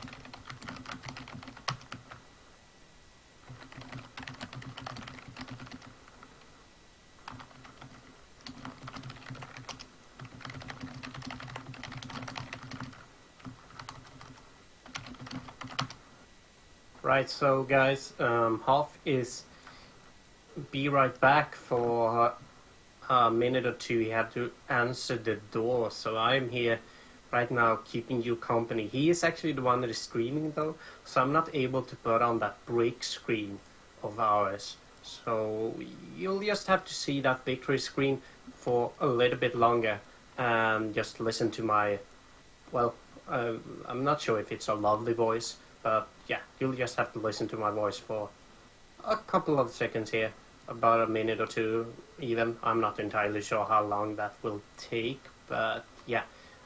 We are gonna go to our next semifinals, I think, in just a short while here. I am gonna try and get a hold of the place right now, so I'm gonna be quiet for just a little bit here.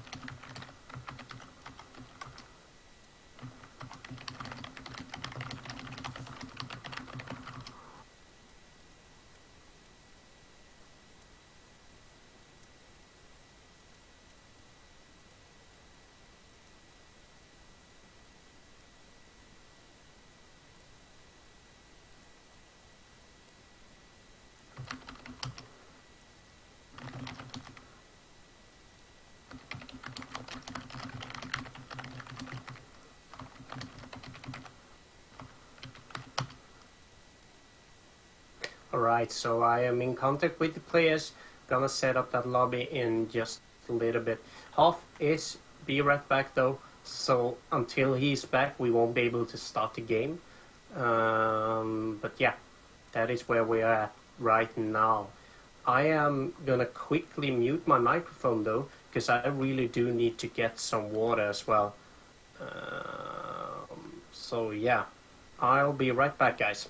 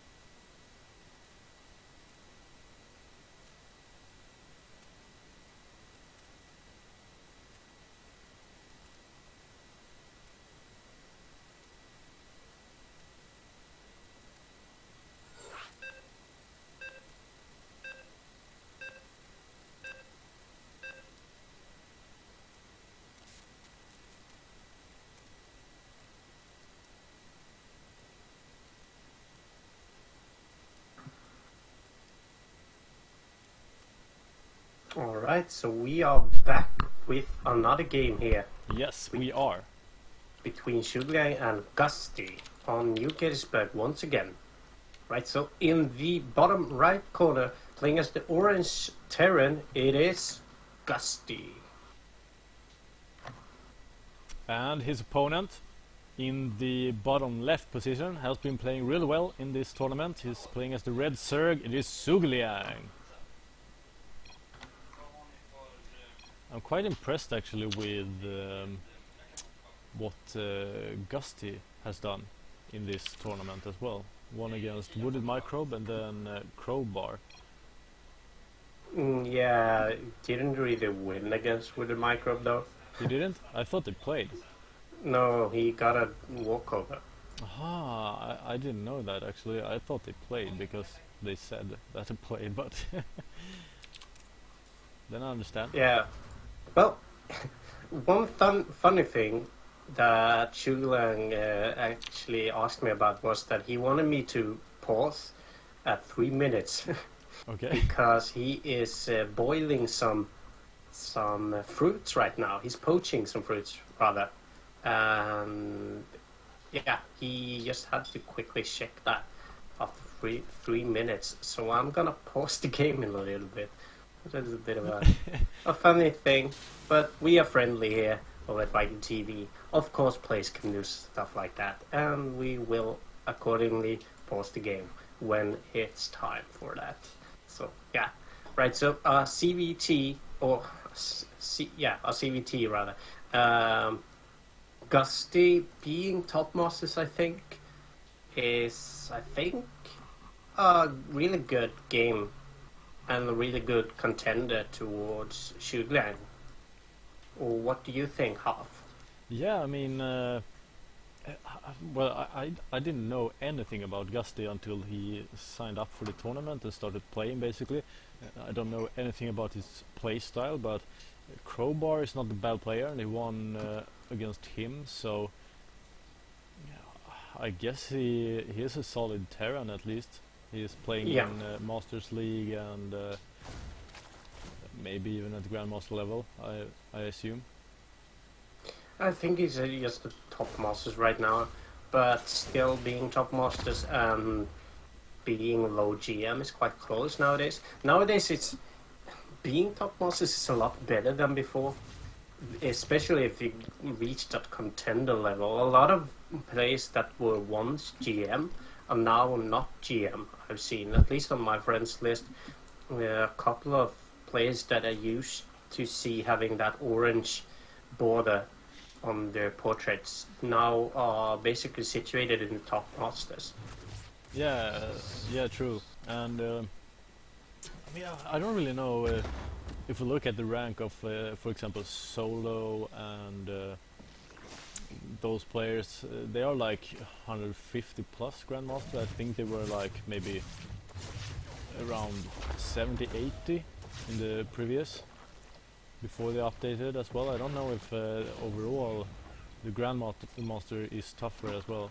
You forgot to pause at 3, man.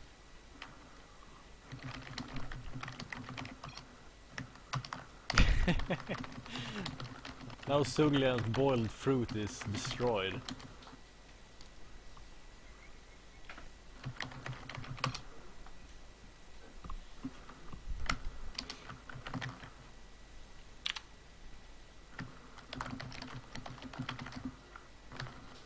Let's see here, where is it? Over there.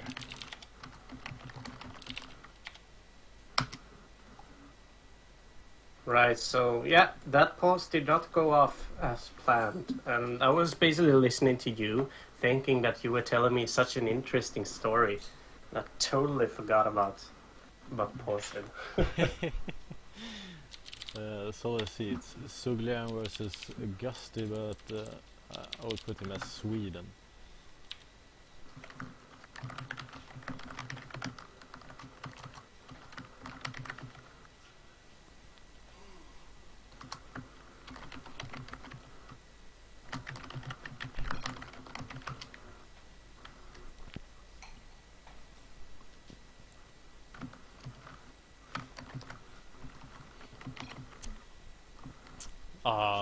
Now Sugliang, it's GG, his fruit is fine.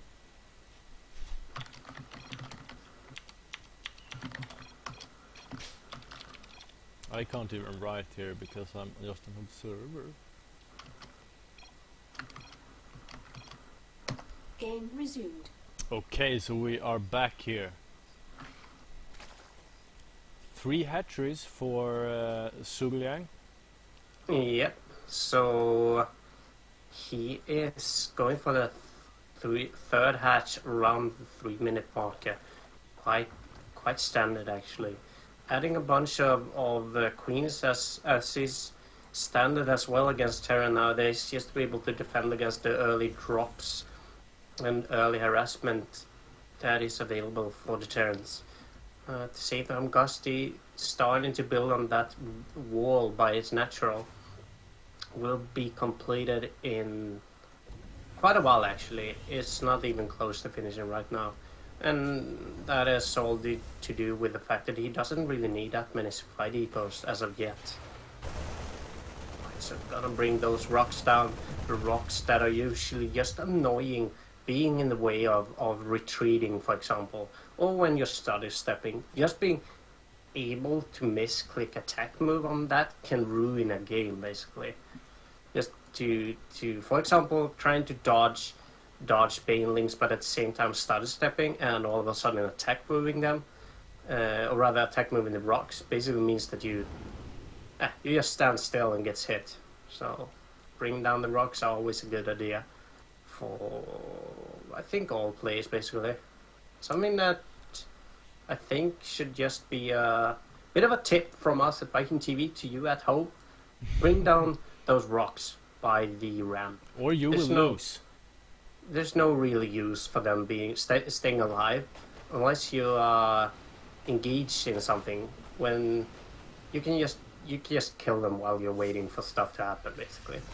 Right. So Gusty is gonna clean up a couple of creep tumors. Gonna go for this third base of Zhugliang. Not gonna be able to do any kind of damage because he is basically really ready for it. Zhugliang really droning behind this as well, but a third medevac is coming in here. So seems like Gusty is gonna fortify this drop or reinforce this drop with some more units here, and maybe he really wants to do some damage or maybe even take a fight here against Zhugliang's roaches and queens, just to, yeah, we can see the stim here, and he's actually getting 4 of these roaches here. Zhugliang is forced to back off, and look at the lings here, they just melt these stimmed marines, and this is actually a quite scary timing here from Gusty, doing a ton of damage. A lot of transfuses are actually ready on these queens, but the queens alone by themselves are not going to be able to defend this, and one medevac still stands. All of the queens have been cleaned up, and it all comes down to if these roaches manage to pop anytime soon. They are going to pop right now, but so many drones are getting killed as well. The drop is going to get shut down now eventually, and Gusty decides to back off with 5 remaining marines, but a lot of damage were done there, especially getting all those queens was really big. And so I mean, really look at the resources good push lost. from Gusty. Resources lost. Yeah, it tells a really solid story there. You can just totally understand how well executed that push was for Gusty and how much damage it actually did. And he also hit that push with a perfect timing, because right when he decided to back out, the +1 finished for Zhugliang.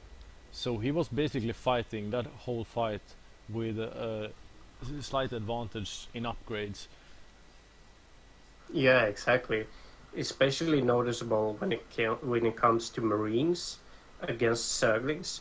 If you don't have that upgrade, you are basically able to kill the Zerglings a lot faster, and it means that they don't really get that surround as well as they want to. And yeah, so a really, just as you said, a really good timing there for Gusty to engage in the Zhugliang. And I think we can actually kinda be looking at a comeback here for Gusty, and a comeback for the players that have played against Zhugliang. Zhugliang is not undestroyable. Yeah, but I think even though Gusty really did some damage in that push, the tough task he has now is to actually face the army of Zhugliang that is with infestors as well. So I mean, these Terran Marines will have a lot tougher time here, but still getting one infested there was really big, and being able to shut down this 4th is also something that he can really put on his well done list, basically. Right, so gonna back off now, utilizing that tank as well. The Zerglings are almost killed now, and as soon as the Zerglings are done, you basically don't have a real good surround opportunity. And even though a fungal goes down, he is able to push out. On top of that, getting one more infest and getting a couple of ravages as well. The oversteam marines right now are not going to be able to fight for that much longer, and he has to back off. Will he save this tank, or will he actually continue to arrest? He actually decides to, and a big corrosive that almost gets some of the medivacs there. But all in all, the tanks are standing, the tanks are doing damage. One medivac goes down that actually had a tank beneath it, so a big pickoff for Zhugliang. But I have to say that Gusty once again doing a lot of damage with his pushes. Even though he didn't get to a drone line this time, he did do a lot of damage to the army of Zhugliang. Yeah, absolutely. And I mean, even though he doesn't really, he did some damage to the economy by denying that fourth base, but also constantly pressuring Zhugliang like this and forcing him to reinforce will put him a bit behind, actually, I think, when it comes to teching. Yeah, exactly. And we see +3 right now being added for Gusty here, so he is gonna get some really good bio going quite soon. We can see once again the fourth is being denied. Ling for run by, Zhugliang. however, for Zhugliang at the third base of Gusty, and able to at least delay the CC there for a bit for Gusty, but has enough units there to counter that. Yeah, and these two queens are gonna get shut down almost immediately. Kind of a big pickoff actually, and he's gonna start to do some damage to this hatchery. Decides to split up his units a bit. Gonna go up against a lot of Zerglings now. A big fungal going down for Zhugliang, another big fungal as well, and it's cleaned up over on the left side. And this is actually kind of big, because this is the first time the Zhugliang actually manages to fend off the attack without too much casualties. Yeah, exactly, but at the same time it feels like Gusty didn't really invest everything he had into that push either. His reinforcement wasn't really there, and I mean, he was basically fighting with the same army that he had for a long time over there. So we can see this time he's adding a lot more, and he's also constantly reinforcing now with from his base. So this will be the push that is, well, I think is telling if Zhugliang is able to bounce back, I think. Yeah, exactly. So we will see Gusty cleaning up that fourth over on the right side of Zhugliang's bases. So Zhugliang being forced to still just stay on 3 bases. At the same time, we do see that Gusty is being forced once again to defend his third. So there's no fourth for Gusty yet either, which is sort of a shame for him, because he could have gotten a fourth up by now, just because of the amount of pressure that he's been able to do. Look at the split here from, but look Yeah, at the fungals that though. is some big fungals. Getting all of those tanks right now, that is big. At the same time, the remaining stim Oh, and force that of fungal Gusty, at all of the Yeah, it's a forces there for big fungal, but it's gonna be able to clean up the remaining ravages just because of how much of that bio actually survived the engagement. they're And so even though, low. yeah, they are all basically over stim right now, but I mean, that was a big fight for both players, I think. But I They think both lost a Zhugliang lot. is ahead actually now, because what that fight did, even though they basically traded even, it has bought Zhugliang time to get the chitinous plating finished here, his +3 finished, and his ultras out together with more infestors. So what is really scary for Gusty now is that he will have to deal with chitinous plating ultras, and I don't know if he has the units to actually do that. No, exactly, and also losing all of those tanks and even liberators is something that you really don't want to do. Yeah. Even though you can trade away a lot of your bio the mech units is the ones that you want to try and salvage for as long as possible, basically. All right, so the fourth is gonna get pressured once again now. This time it's actually up, and we can see this first ultra with chitinous is basically at 50% health now. 5 ultras. This is actually quite a lot of ultras, but not a whole lot of Zerglings that Needs can to get that help with fungal in. reinforce. Yeah, exactly. He needs to get that fungal from that infestor in the back. But as it looks right now, he's gonna be able to just stem away from it, cleaning up all of those Zerglings. And the question now is, where are the liberators for Gusty? Because he really needs them. Yeah, I don't really know if they are maybe still in the base, or at least he's building liberators at the moment, but yeah, he's just keeping them here in the back, trying to, I think, fend off any attacks on his own fourth. A really tight game so far, to be honest. Spire going down now for Sugliang as well, so might see some corruptors here added to the mix just to deal with the liberators in the sky, which Ultras have a hard time doing. I think what Gusty wanted to do now is try and buy some time, because it will mean that he will get an army up that can help with the Ultras. Because as of right now, he is he's in a bit of a pesky situation here, where he only has 3 liberators, a couple of tanks, and the rest is basically pure bio. When you're at that level against someone that has like 6 or 7 ultras, it's stressful, to say the least. Yeah, absolutely, and the problem for Sugliang, I think, is also that he has not really gotten maybe the creep spread that he wants, because he has been constantly pushed Big back. fungal can be done here now. Nope, the fungal, yeah, there it was. So another fungal goes down, but there's no ravages here that can actually kill Medivacs, unless they stand still for no apparent reason, Yeah, like they are right now. And I think Sugliang is just gonna clean up that remaining Medivac as soon as he's able to. Nope, Gusty decides to boost away and save that remaining Medivac. That was interesting. understandable that he decided to save one of them at least. Alright, so will we see another push here from Gusty, or will he decide to just try and be a bit pokey with his drops, but let Sugliang go across the map? I don't think he should. I think this is a good idea, just keeping the Zerg at home, keeping the Zerg at bay, because if he decides to push in with the army that he got right now, I think he could overwhelm Gusty quite easily.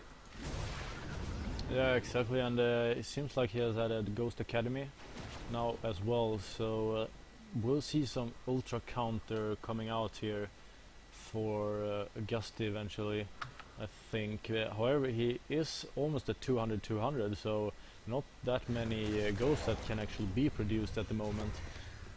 A lot of corruptors that has been added for Sugliang, so he is gonna shut down the Liberators quite fast, if need be. I have to say that this is quite a big, and even more corruptors are being added as well, so a really big commitment to corruptors actually. Maybe So looking those- to transition into Broodlords eventually, or That something like might be. That might be. I mean, what we are looking at is basically a force that can really deny dropping as well. Going to be able to snipe down a lot of medivacs, but not a whole lot of ground forces that can deal with the bio, except for the ultras. Ultras are, though, very cost efficient and very tanky. So, yeah. We'll have to see. We can see now that Sugliang knows about this, knows about the bio that is moving here right now. At the same time, I'm not entirely sure if he should actually gauge into this. Well, 2 look at medivacs the are medivacs. almost killed there. They are really low, and as soon as the boost goes down, it will be a bit of a dangerous situation here for Augusti's medivacs, but not a whole lot of worrisome right now, because Sugliang decides to go back.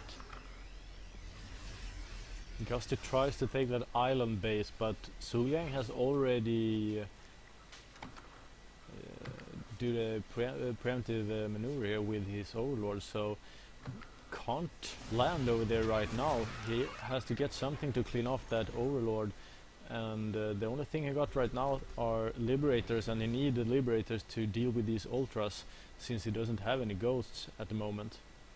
Yeah, as we see, a fight is gonna go down by the third of Gusty. He will lose a lot of SCVs here, I think. He actually did not, and he can actually save the CC now as well. So the push is actually shut down, and the Liberator count is still really high. Yeah, so it seems So like basically, what we're seeing right now is Gusty really being able to deal with the ground forces, but he will lose so many Liberators to the Corruptors, Oh, and that is Fungal's the here. danger. The Liberators as well, just rushing forward here with the Ultras, going at this bio army, trying Yeah, to do some damage, but there are too much bio here actually, with the Ghosts as well that has been added now to the mix. And Yeah, the Ultras that were there were basically all by themselves, and you need to have supportive units with your Ultras. But it looks like Gusty still felt like he was in a bit of a pesky situation still. He did manage to actually lose that third, so I guess it's sort of understandable in the end that he decides to GG out, or tap out rather. yeah, so good play from both players, really tight game to be honest. Hard to see who was going. It felt like Gusty had a great start with his early harass there, but still some patient play from Sugliang that brought him back into the game. Yeah, right. So next map is gonna be Kingsjong Station here in the second semi-finals between Shulang and Gusty. So we're gonna invite the players right now, and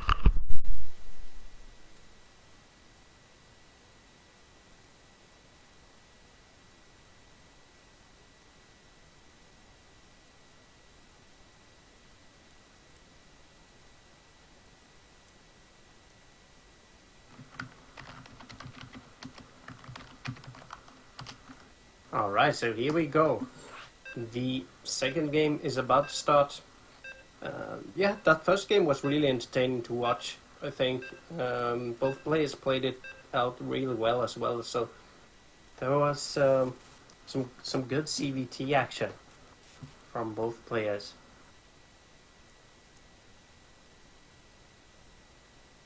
Right, so waiting for the second game to begin on Kingsjong Station.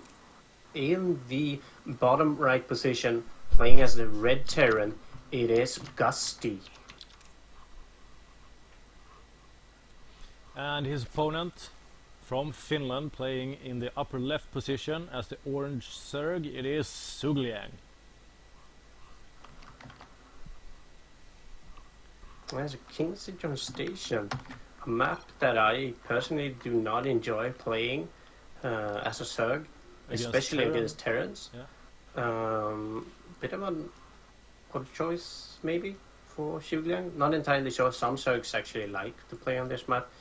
At the same time, I think Gusty was the one that wanted this map. Sugliang is I can understand that, because Gusty is playing really well actually. Yeah. So maybe he thinks that he is some Smurf or something like that. But well, what do you think now for Gusty? What do you think he has to do to punish Sugliang early and punish him enough so that he can get the lead, so that the game doesn't get into that point where Sugliang gets ultras with chitinous plating? But basically, what he needs to do is getting more value out of his drops, I think. He got a lot of value, and I think he was actually ahead for quite a while. Against Sugliang, he could have actually won that game. It's just that once the ultra timing pops, you have to have... There's a big time there where the Zerg is just so strong, where you have to pick good fights, do damage to the Zerg while you're mustering your forces back home. And I don't think he got enough damage done, and they couldn't keep the Zerg at bay for long enough, and the push that Zhuge did was a bit too early for Gusty to handle. He didn't have enough ghosts, for example, Yeah, ready exactly. back home. But still, it felt like, I mean, it wasn't with much that Gusty lost that fight, and maybe just if he would have put down a Ghost Academy a bit earlier, maybe the game would have been different. Or what do you think? Yeah, that might be. Also, I think he was in a bit of a disadvantage, just trying to keep that third up. I think he might have needed to have some more wall potential up by the third, so he didn't lose it that easily. Because as soon as he lost it, I mean, he decided to tap out there, which I can totally understand, because he couldn't really harass Zhuge any longer, since Zhuge was across the map with all of that army, which meant that the Zerg was sort of beginning to expand everywhere, and that is when a Terror really needs to at least keep their spaces alive, because you Yeah. can't go down one ways, or else he'll just be overwhelmed by the Zerg, by just Zerglings and stuff like that, if the main armies clash like they did. So yeah, maybe putting down a PF above the third, for example, or just getting some buildings up there for a bit of a wall, or just getting a bit of a better engagement done could have helped. Not entirely sure, but yeah. I mean, even though Gusty had some real pressure towards Zhuge, it didn't feel like he actually took advantage of that pressure enough. You talked about it now with adding that fourth base, for example, but every time he tried to add it, Zhuge was there with his Zerglings, but that was because he tried to add the fourth base a bit too late, it feels like.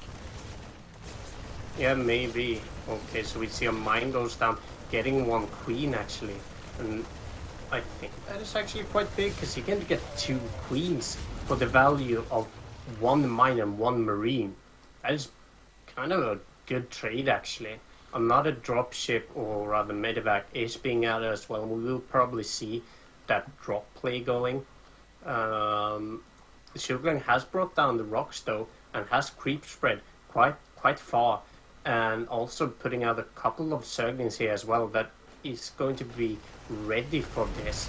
So Zhuge being ready for this tactic, that is quite common on KSS.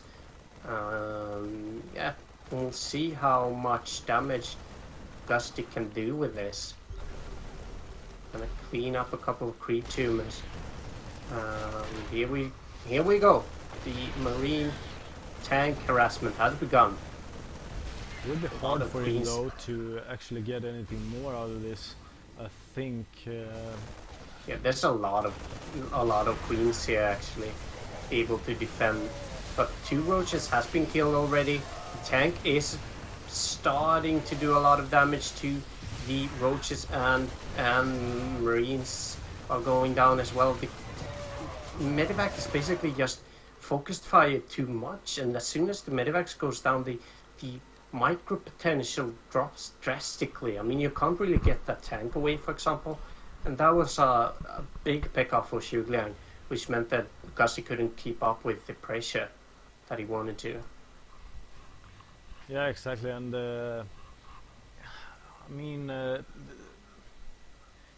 doesn't feel like he had enough there actually to do any more damage. I think he should have maybe, I don't know, maybe wait a bit more, get 2 tanks instead. That wasn't too far away, it feels like.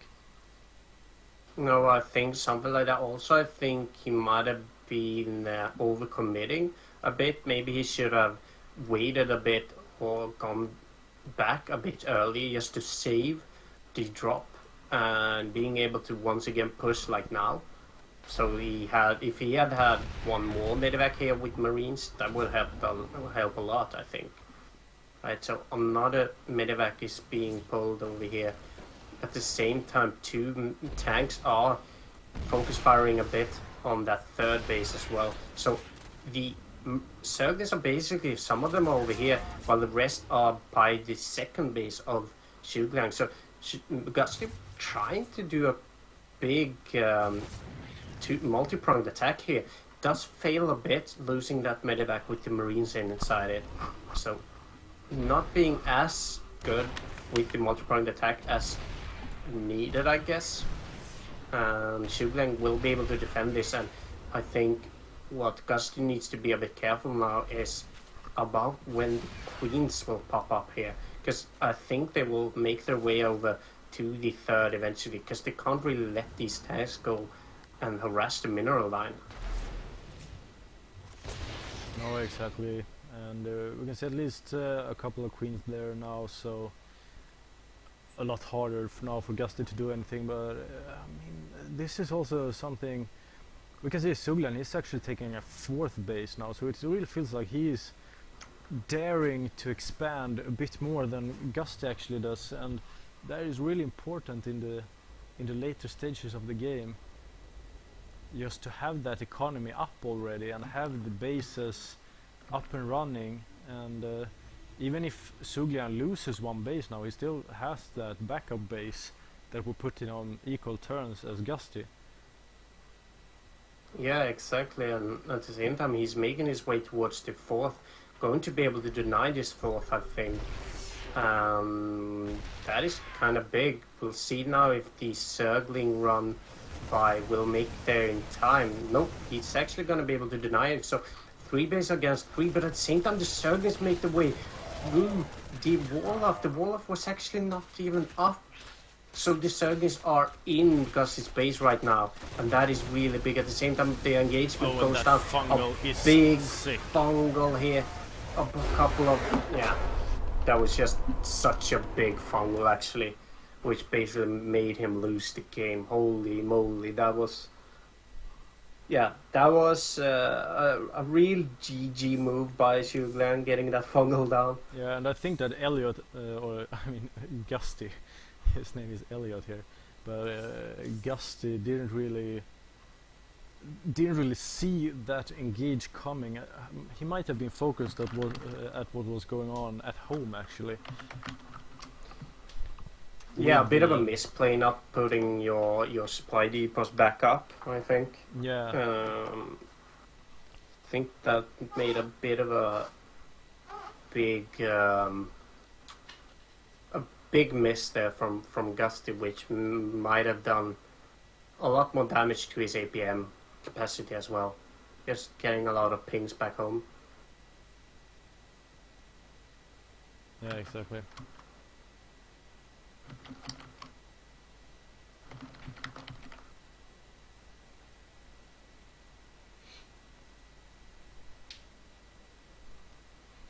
So, what do you think? Frost? No, I'm not entirely sure. Frost is a good map for turns, I think, against Zergs. But it's Zhugliang that decides, and he actually decides for Frost. So now we're gonna go in for that third game between Zhugliang and Gusty.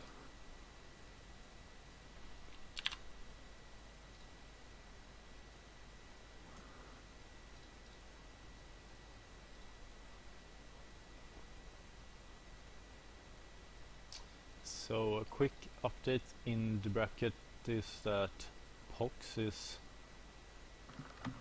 through to the finals, and he will face Zhugliang or Gusty in the finals, which is a best of 5. And right now Zhugliang is only 1 game away from the final against Pox. Yeah, exactly. So will we see Zhugliang win this final game and go up against Pox in the finals? Or will Gusty do a really big comeback and get like 3 games in a row and advance to the finals? Well, we'll see now on That's the Frost. question.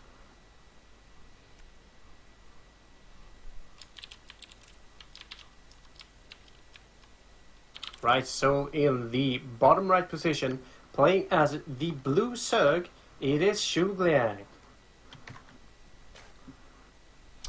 And his opponent looking to come back and take game 3, playing as the orange Terran, it is Gusty. I must say that it felt like the second game, the previous one, was a bit more one-sided, to be honest, compared to the first one, which at least I felt it was a lot more even. Yeah, Gusty didn't really get as much value as he wanted out of his drops, especially that naked 2-tank harass. We didn't really get that much value out of it. Also, I think we had a really big move there by Zhu Liang, actually. I mean, getting that big fungal made Gusty lose the game. I mean, it didn't really matter that much that he got the links to his second base. Yeah. I think the main thing was just getting those 2 big fungals on top of all of those tank evacs, and also big bio medevac that was in the mix as well. Which, I mean, it's just such a big loss that you can't really get back to the game after it, because what Zhu Liang would have done was basically kill that off with corrosives, and in the back of that, Gusty basically has 1 tank and a couple of bio units, so he would be overrun basically. Yeah, absolutely, but I mean, it feels like maybe Zhu Liang is starting to... he had quite a while where he didn't play actually, and maybe he feels like starting to get a bit more comfortable, starting to get the feeling of the game now, getting warmed up basically. Yeah, that might be. Right, so Scattering Reaper is making its way across the map right now towards Zhu Liang's main. Gonna see that there's 2 bases here right now. We'll see that there's nothing too frightening right now. I don't really think that we'll see Zhu Liang going for any kind of early pushes. And it seems a bit like Zhu Liang is kind of comfortable just massing up and playing a mid-game game where he eventually gets to ultras. It feels like that is how he wants to play CVT. Yeah. What do you think if, hypothetically, Zhu Liang goes into the final, faces Pox, who is Protoss? Do you think he will go a similar build, or will he go for something else? No, he has to switch that up immensely. I mean, getting links and Bing links, stuff like that, instead of relying that heavily on roaches and ravagers and queens. Can't really do the same against Protoss. You're more of a link bling player against Protoss, and that is why I enjoy that matchup quite a lot, because I think that those units are more fun to watch. Yeah. There are more fun engagements with links and blinks and everything besides that, like lurker play, especially lurker play. When lurkers comes out, it's always fun to watch, especially when you're up against a Protoss that perhaps has a lot of Archons and Storms and Disruptors and stuff like that. There's a lot of micro potential and siege potential between the two races, which you don't really see in TVC in the same way. A lot of that siege potential that were once in TVC is basically gone now because of the Medanks, which will be removed, I guess, once the new patch hits. Yeah. I think that will be entertaining, actually. I think that will switch it up in a good way. Yeah, Having absolutely. tanks being a really big siege unit once again. Well, just like in Brood War. So, yeah. But enough with that. We are in our 3rd game of this second semifinals in the Battle of Scandinavia 2 first qualifier. We can see a 2 medevac drop is gonna make its way across the map right now towards Zhu Liang's main. We'll probably try and drop towards the main of Zhu Liang. or he'll feel comfortable going towards the third. But there's a lot of queens here ready already, so I do think he needs to. Oh, he actually decides to drop off over here, so he's not really ready for all of these queens.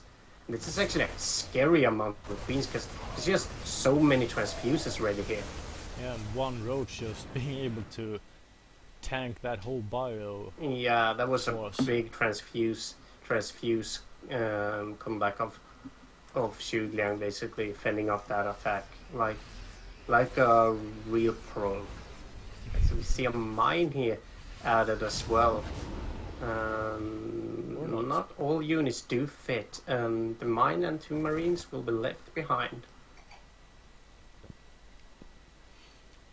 So once again, Sugliang playing at one base ahead here for a while. Gusty is trying to get his third up and running here. Yeah, so what this means is basically that Sugliang is in a comfortable position playing that 3 base eco build where he can eventually get 2 ultras. At the same time, Gusty is in a position where he can and has to damage the economy of Sugliang. Just playing this drop play as well as he can. We can see that there's more Marine Marauders being added as well. Marine Marauder, Marine and mines rather. We can see now multi-point attack is going to make its way over the map now with this one attack wave from Gusty moving in from the west. At the same time, we have 2 medevacs moving in towards the natural of Sugliang, where there's actually already a spore crawler, which means that these medevacs are gonna go up against something that harasses the medevacs instantly as soon as they join in. And at the same time, there's also Zerglings here that can kill the units that pops out. So I think that is basically shut down. Yeah, not really much that Gusty can do here. You can see both players have 1-1 in upgrades. Roach speed starting to come close to finished, as well the combat shield for Gusty. However, Sugliang with slightly better economy starting 2-2 here as well. So Yeah, actually a really good push there from Gusty getting those medevac, getting those queens actually, and yeah, that might help out quite well. Getting a big hit on one of the queens that had to get 2 transfuses to go back up to full health, and after that, basically all of the energy pools of the queens was shut down. Not a big hit there from that mine, bringing that queen down to just 12 health. We can see now Overseers being morphed for Sugliang. He's tired of losing units to mines. understandable. Yeah, so Ravagers have been morphed now. Ravagers together with Infestors are a really good unit composition that can really fend off a lot of stuff that Terrans throw at Zergs. So we do see a first Medank actually on the map now, gonna go up against the main force of Sugliang. At the same time, the drop once again gonna try and make its way towards the natural, but the spore crawler is still here, and you won't be able to squeeze through this. And look at the medevacs, they are low. Oh my god, he actually got through there. I actually thought that one of the medevacs wouldn't really be able to. We can see now that he is trying to do a lot of damage, but can't really do that because... That's a good fungal though. It's 1/3 of the army approximately, and we can see some of the medevacs there as well. But the tanks in the back line are starting to hit those. Both tanks go down, and that is a big win for Sugliang. And Gusty is forced to back off, and the question is, will there be a counterattack now from Sugliang? Because he got quite a lot there. A very good question, actually. We do see Crackling upgrade being added for Sugliang. We saw Sugliang not being perfectly splitting his army when the drop from Gusty arrived, but at the same time, the drop that Gusty did was shut down quite fast, didn't really do that much damage, and at the same time he was a bit too far back with his tank, so he couldn't really engage into the third of Zhuge and didn't really get any damage done. As soon as Zhuge came there with all of his remaining units, he was basically overrun, basically. Yeah, exactly. Right. Alright, so Gusty is now making its way towards the third here. Gonna be able to snipe that queen and getting one drone as well, but only one drone. So no real damage has been done, and we can see Gusty's forced to play a bit more of a defense game now, and this is not where you want to be against Zerg this early into the game. I mean, you are up against a player that will probably get ultras on the map. That is a really pesky situation to be in, and as we can see, Zhuge is on ultra tech. He is adding on chitinous plating. He has +3 armor and +3 attack on his way as well. So the carapace upgrade together with that chitinous plating means that they will be unstoppable for a while against Gusty's bio army here, where he does not have any ghosts available and just 2 liberators right now. But Gusty's gonna try his best and gonna see if he can time this a bit at least, but we can see both liberators goes down. The remaining force of Gusty's pushed back towards the 4th placement of Gusty, and he just has to go back, and he doesn't even have enough medivacs here to pull back all of his units, and we see these cracklings are making short work of the Marines. Seems to have a rather big drop actually here for Gusty, being able to kill a couple of drones. After that, actually getting shut down against a fungal, and we can see that there's actually 2 medivacs here that can actually just go back home, because there's no real need to lose these, especially when they are that high on energy like they are right now. I mean, this medevac is at 200 energy, and that is quite a lot. Indeed, and Zhuge tried to do an attack here at the 3rd base position, but we can see that Gusty is actually starting to go for quite heavily expanding here, taking both a 4th and a 5th base at basically the same time. So I mean, maybe a bit too greedy actually doing that, because he doesn't have the army, and here he is squeezed into the wall here, trapped between all the Zerglings, and the ultras are just dancing around here, and there's the GG. So the Zhuge takes that 3rd game as well. So Zhuge versus Pox in the final. Exactly. So that means that we are gonna see a final between Pox and Zhuge quite soon.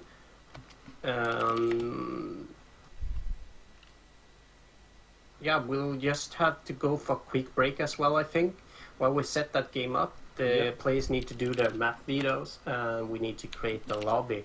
But we'll be back shortly with the finals of the first Battle of Scandinavia qualifier. Yeah. See you soon.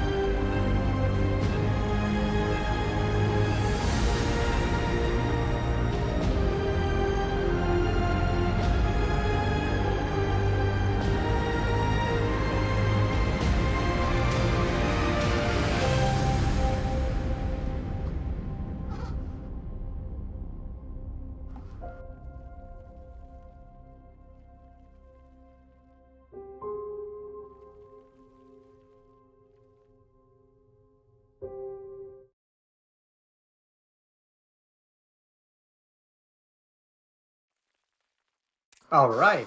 Yeah, we are. So in the bottom right position, playing as the green Protoss, it is Pox.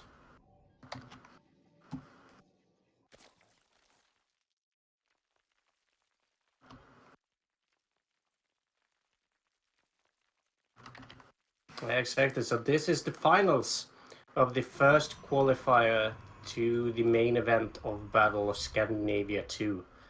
Yeah, some really good players have been playing for tonight. 4 players are qualified. It is Pox, it is Shugliang, and it's also Gusty and Microlife. So 4.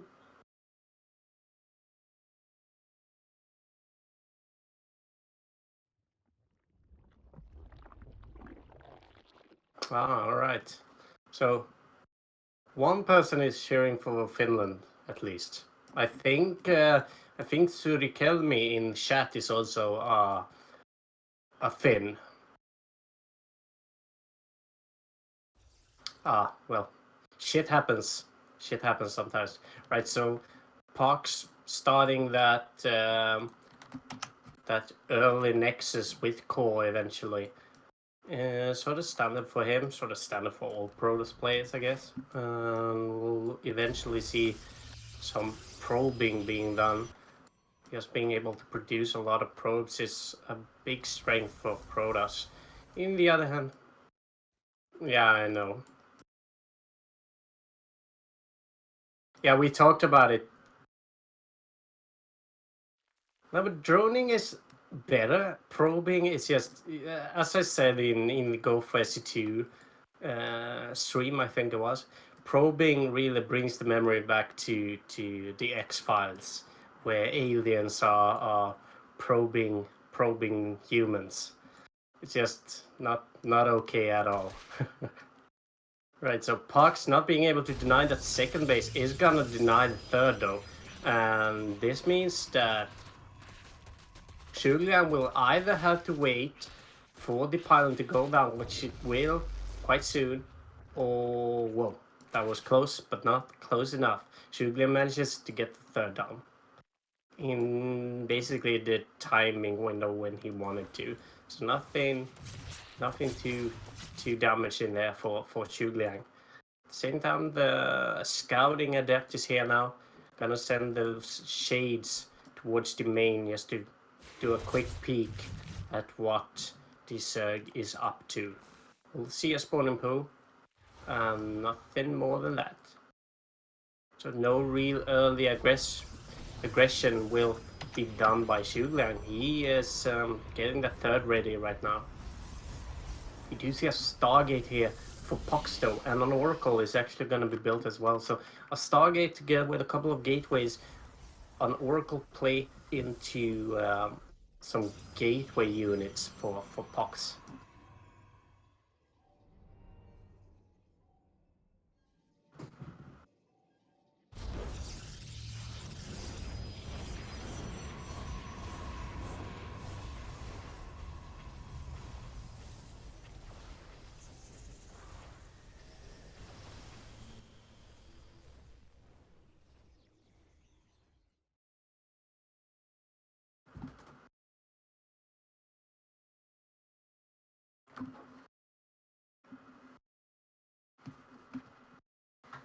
Yeah, so we see Oracle is about to go towards the third, and the question is, will they do any damage? I mean, it's going for Spore Crawler, not that useful, I think.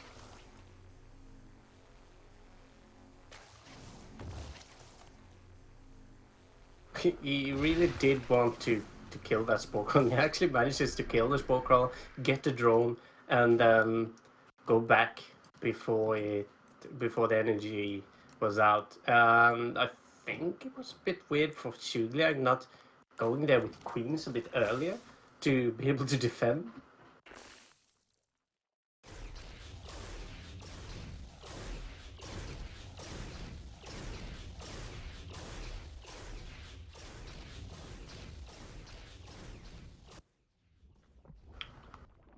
Yeah, moves the ones that aren't in a comfortable position back. We do see that the remaining overlords of Zhugliang now is in a safe spot. They won't be able to get snapped as easily as that one. And at the same time, I mean, it's not like there's 10,000 phoenixes on the map, so he won't be too harassed right now. Zhugliang, that is.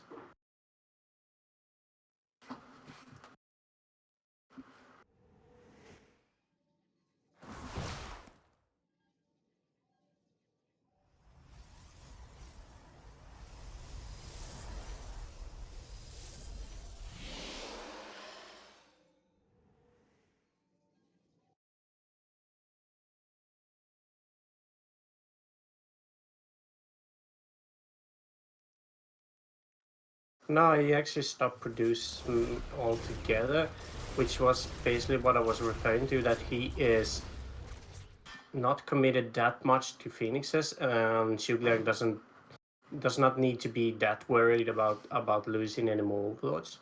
I think what Pox is going for is basically that normal composition that you usually make when you're up against a Zerg with a lot of Zerglings and Banelings and Lurkers and stuff like that, where you need to get a couple of Immortals up.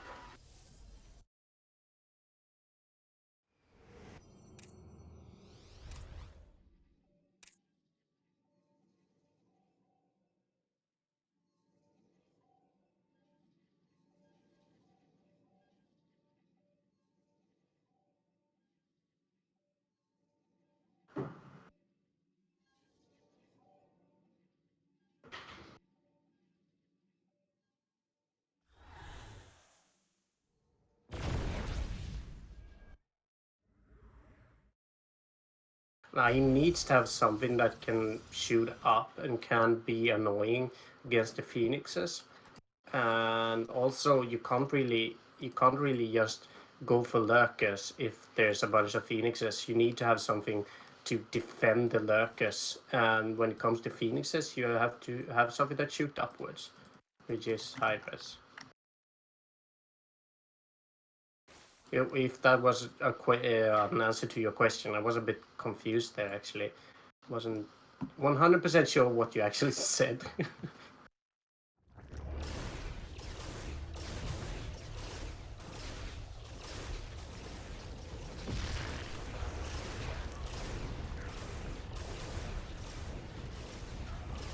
Ah.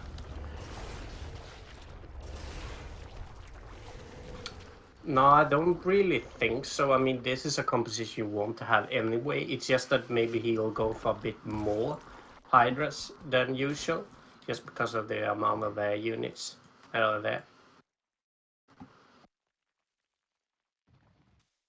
Yeah, so that's basically what I think. Well, a fourth is being added for Pox now at the upper right position. At the same time, a lot of Zealots and a couple of Immortals and an Archon is making its way towards the mid of the map.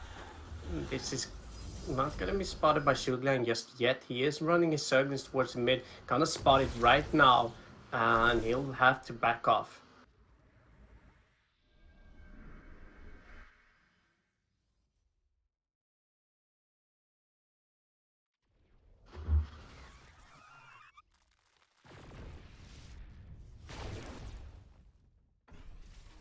Exactly.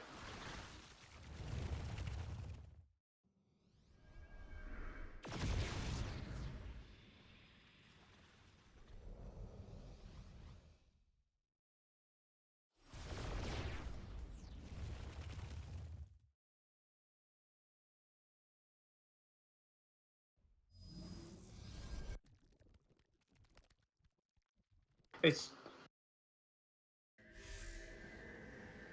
You need to have some buffer units, and also something that can actually take a couple of Baneling hits, and Celis is a lot better than that is against that.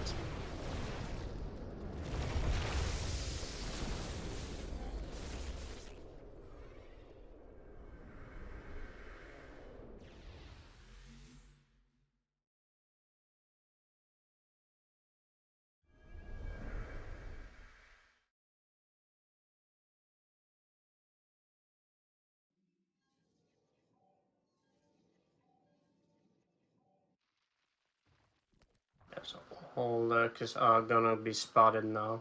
A couple of settlers are making their way across the map. Will go up against a lot of cannons here towards the fourth, so will be shut down here.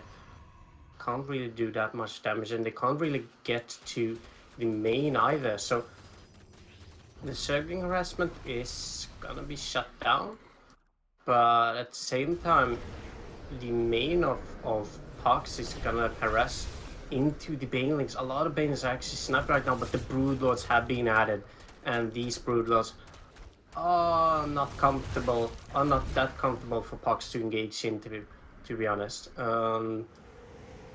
Question now is, he can actually snipe a Broodlord if he's playing it well here with his Phoenixes. Nope, with a couple of transfuses, it is saved. So I think, will he be able to? Yeah, he baits out 2 stasis wards here, not getting that many units in them though. So yeah, not as good of an engagement as I thought it would be, where he would be able to like stasis ward 2/3 of the army and then clean up the rest with his zealots. That is not what happened.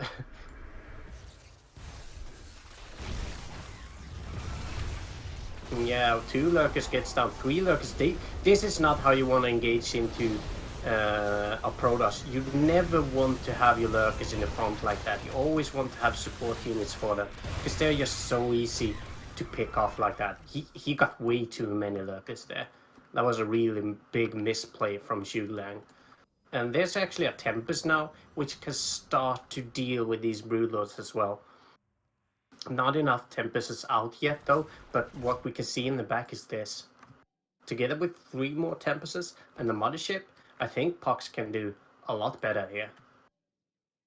Right, so 3 lurkers are making their way towards the main here. I think this Mothership is actually really out of position. He manages to get that just before it finishes, and that was a really big misplay from Pox. Morphing that, or whatever that is called. Making that Mothership core there was a big mistake. You can see still the Broodlords are not killed, they are still getting transfused.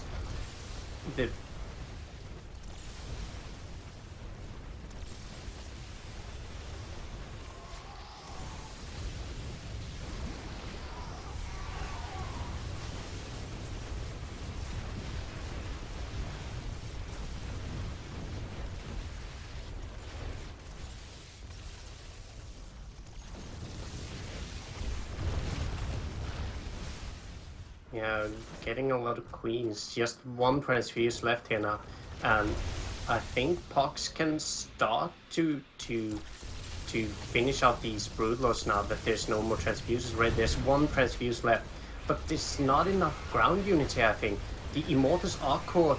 The Archers are trying to help out. The Tempests are focused fire by the Corruptors, and there's no more air units for Pox here. There's no more Tempests that can help out with the Immortals. So at the same time, as Zhuge Liang doesn't have a whole lot on the ground, Pox doesn't really have a whole lot in the air that can help out against the air units of Zhuge Liang. And here comes the 3 lurkers that can help out a lot as well, and I think this is starting to look like a GG for Pox actually.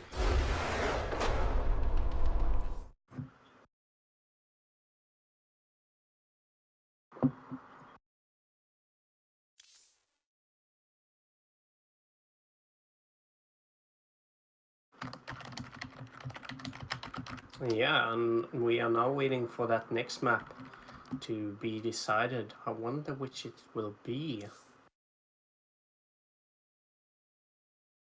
You think, or you know? Alright, so waiting and waiting and waiting.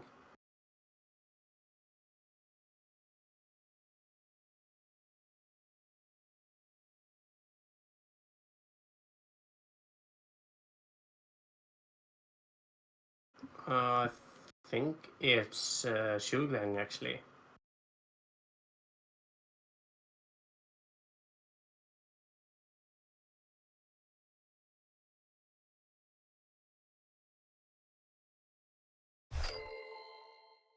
Might as well just invite everyone into a party, so you can all get into that game immediately.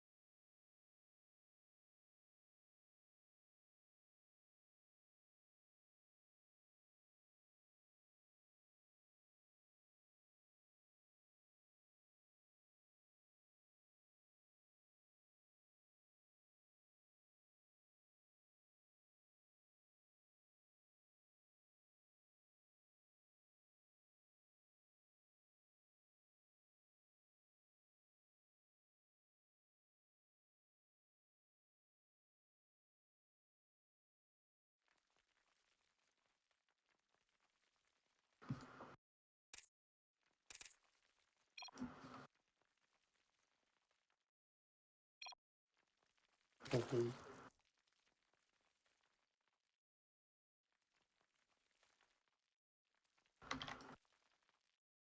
And in the upper left position, playing as the blue Protoss, it is Pox. That is totally fine. Yep, no worries at all. I got my coffee ready now, and gonna enjoy this next game of ours here between Pox and Shugliang.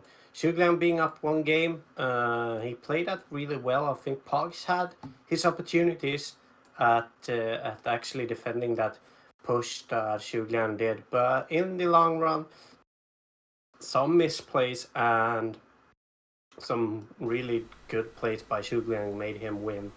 I think a big one was that mothership snipe. That was big, and Yeah. I think the positioning of that mothership call is just not really thought of by Pox. He, I think, made it in the back of his base and didn't really think that much into it. The placement was just way off. It was just so easy to snipe for Shugliang, and as soon as Shugliang saw it, he could just go in and snipe it with no questions asked, basically. I guess you are allowed to make some mistakes at this level, at least. No, I don't think so. Okay. I think mistakes should be abolished. Well, No Sugliang going for this mistakes gold should be base. made. What do you think about that? Because right now, going for that gold base, if Pox decides to go for example, a depth push, it will be a bit harder for Sugliang to defend his bases, because his armor will have a bit longer distance to travel between the different bases, and he won't have the creep spread here for a while, at It's least, connecting the two bases. it's just that you can't really damage this and be as irritating as you can be when you're a Terran against a this map.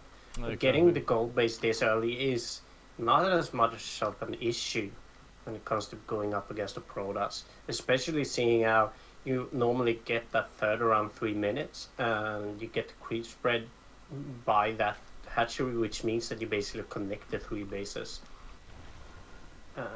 That makes it kind of defendable anyway.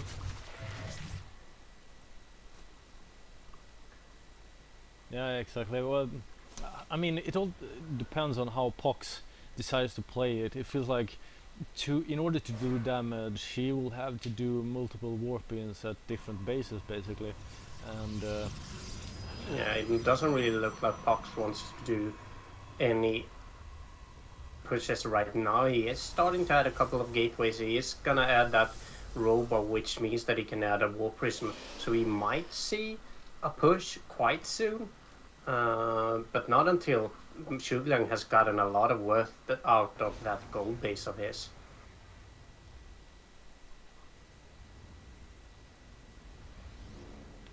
yeah, but I think Pox actually will go for some War Prism aggression here with Adepts and Resonating Glaives once it's finished. At the same time, we can see Sugliang actually going for the Drop Lord here, so he will try to go into the main base with a bunch of Zerglings here, up in the left corner here. And the question is, will he be able to do some damage here with this drop, or will it be denied by Pox? Seems like Pox has no idea that this is about to happen at the moment. He's even out with his own War Prism, ready to do some drop here by his own. So yeah, he just used that warp in, so he won't be able to warp in just yet. I think it's a couple of seconds left until he can warp in. So he just has to basically go away with all of his probes there.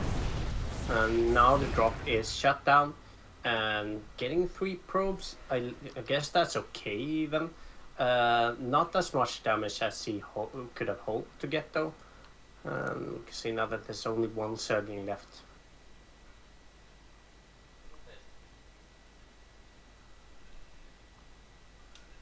yeah, exactly. And +1 finished here for Sugliang attack, and nothing really going on between the players. Seems like Pox decided to take that gold base as well, adding some Immortals here, tries to do some damage here. These Adepts are actually quite strong.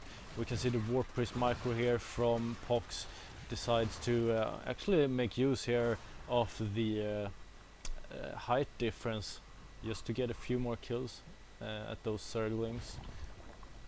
Macro hatch Do you see a actually going macro down. hatch here? Yeah, so we are gonna see a lot of Zerglings in this game. A lot of Zergling, maybe Banelings as well in the long run. Here Plus comes 2 the melee Baneling is nest. added. Yeah, and there's the Baneling nest. So yep, that is what we're gonna see, and that is why we see a macro hash right now. Zerglings being quite lava inefficient. You need to have a lot of lava to be able to sustain an army composition like that. So the medivac, the war prism gets some value out of it. I mean, getting 4 drones is okay, I guess. Yeah, And also Fox some still having that information. available for future harassments as well. He knows what is coming as well. Pox. He got a lot of information from that drop, and Spire being added as well here for Sugliang, and a lot of mutas actually. So interesting here. Ling Bling Muta seems like. Yeah, there might be. There might also be a situation here where he only gets a couple of mutas, just to be a bit harassing. Other than that, just gonna stay on these 6 mutas right now, and nothing more than that. Yeah, exactly. Right, so 1 muta is making its way towards the war prism right now.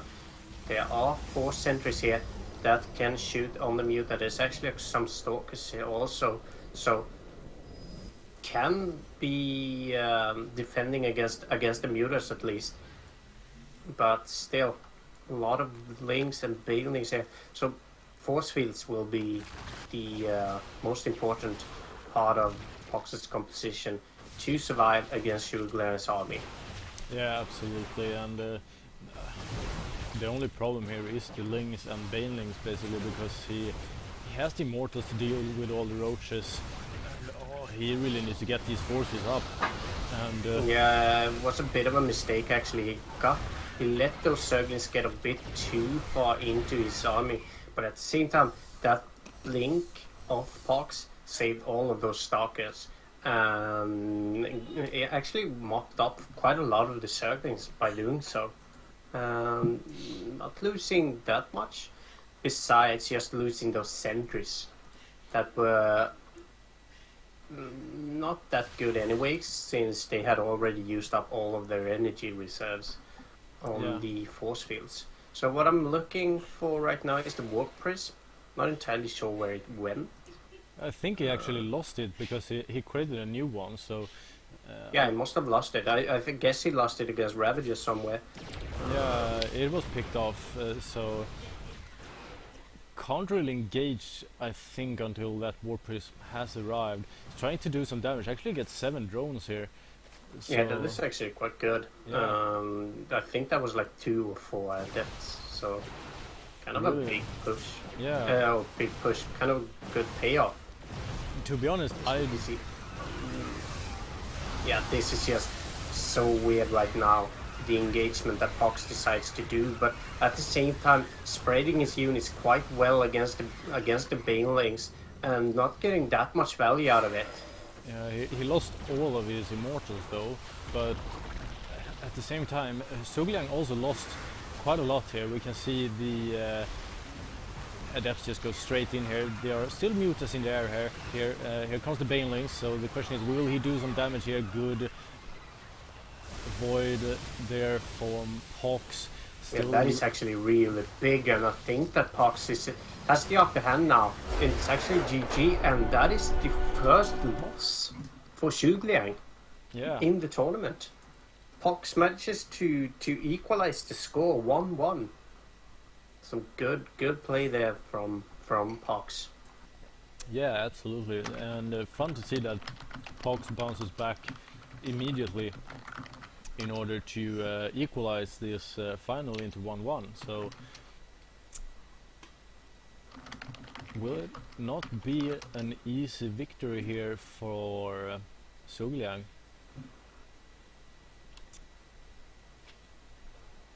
No, exactly. Alright, so we are waiting for the next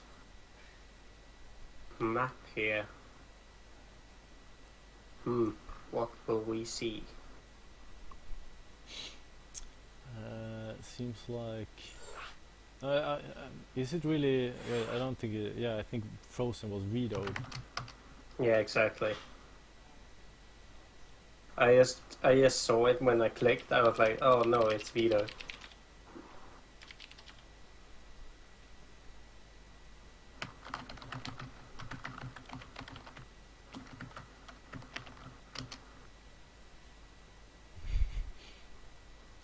Let's do it.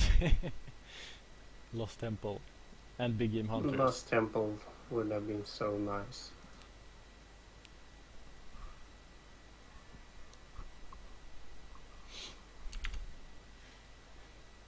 And guys, we need $2 more to break the 200 barrier here of the prize pool.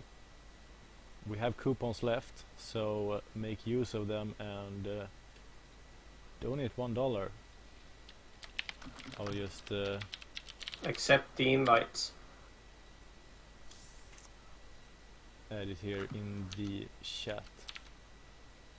Yeah.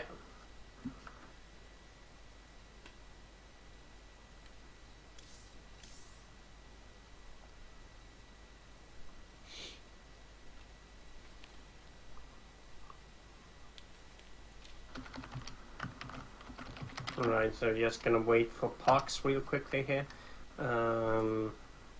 He had to do something for a few seconds, apparently.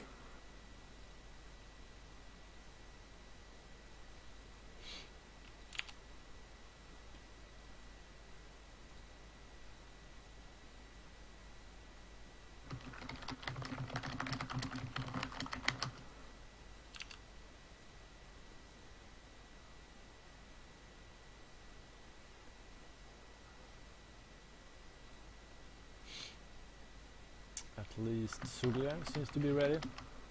Yeah.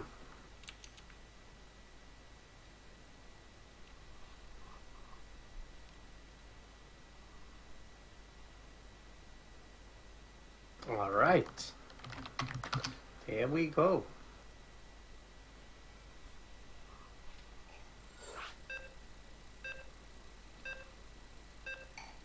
So the third game of tonight between Pox and Shugliang in the first qualifier finals.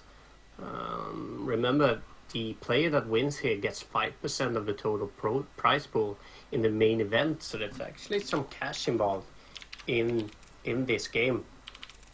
Yeah, Right, absolutely. so in the bottom left position, playing as the purple Prolas now, it is Pox. And his opponent from Finland playing as the light blue or teal. I prefer to say teal, but you like light blue. It is Sugliang. Yeah, I don't really think this is teal, but hey, I don't know. Yeah, it's a tough one. Maybe it's like, oh, what is that called? Like A something, Acer? Or no. What is it called?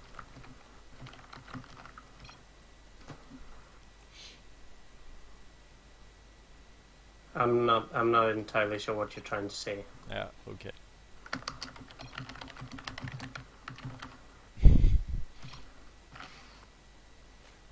Well, they have... Both are on the left side of the map. Yeah, exactly, and it will be spotted by both players quite fast. I mean, Pox sees it instantly, and Shugliang will see it quite fast. Yeah, exactly. And it seems like Pox thinks the colors are dank, and Shugliang thinks they are Dank City. Yellow and blue.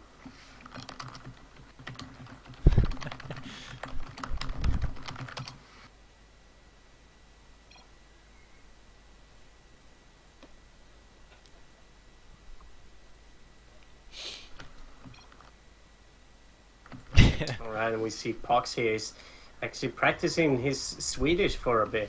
Yeah, impressive.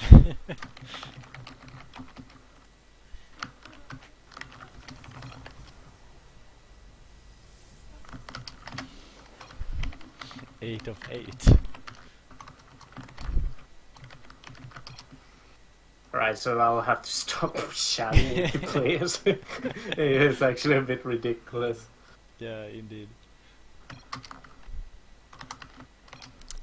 Right, and Shuglan even even joins the fray, Yes. writing some Swedish. So we have a bit of a language class here with the players writing Swedish, which is kind of ridiculous. Welcome to the StarCraft 2 class of today. Yeah. Swedish for Today- beginners. We are learning Scandinavian, and today it's Swedish. Oh, redunculous.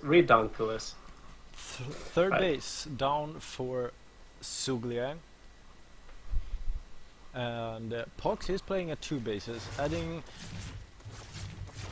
depth speed, adding a robotics here as well. So I guess we might see some adept harassment. It might be. I mean, that's quite a close, or quite an early twilight. So I think we are gonna see that. I think you are absolutely correct, my dear co-caster Hoff. Thank you. Fart kind. Yeah, I know. Right, and the question is, will we get to see Pox do any kind of terrible damage? Or will Shuglan be able to defend? As it looks right now, Shuglang is adding a Spore Crawler, so he thinks that there might be some oracles in play. I thought you were gonna do a crazy cliffhanger. You come back next week and find out. Whoa, it was actually open there for a while. Yeah. For Pox as natural, but seeing as Shuglang doesn't really have any units right now, can't really do that much damage with it anyway. So 2 adepts together with a warp in with 2 more are gonna go in towards the natural of... Nope, actually the 2 warped in adepts are gonna make their way towards the 3rd, while the remaining 2 together with the warp in is gonna go in towards the natural. Getting 3 drones, 5 drones before going back, that is quite valuable. 1 adept for 5 drones. Perfect. And we can see now that there's 2 adepts here on the high ground, getting 1 drone more.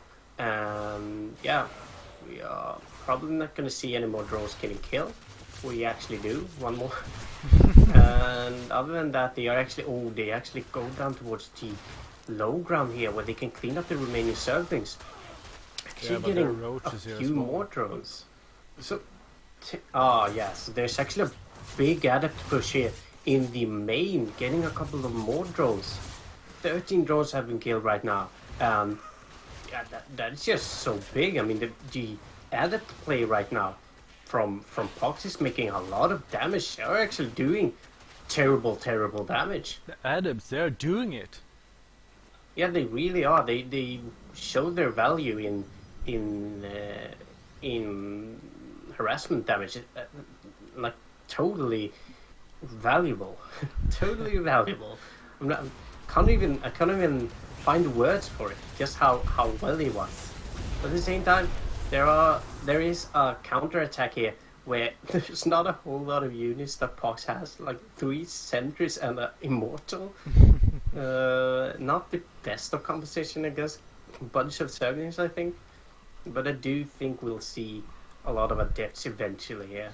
But Yeah, as probably. it looks right now, he is a bit low on minerals. He can't really warp in that much. So a bunch of sentries being added right now. Gonna add a couple of pylons here that he can use as defense if there is another Ling run by. But as it looks right now, Shuglang is in the back of his base instead. He's just droning up, taking a comfortable position in the back. Yeah, Blink is about to finish here for Pox. No, well, I don't know really. Both players are at equal terms at the moment, I think.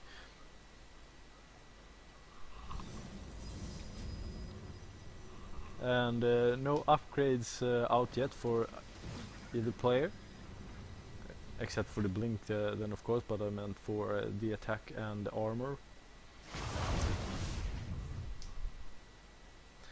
I don't really know about Pock's army composition right now. It feels like he doesn't have enough. You can see he will warp in more here at least, and he's going for the adepts.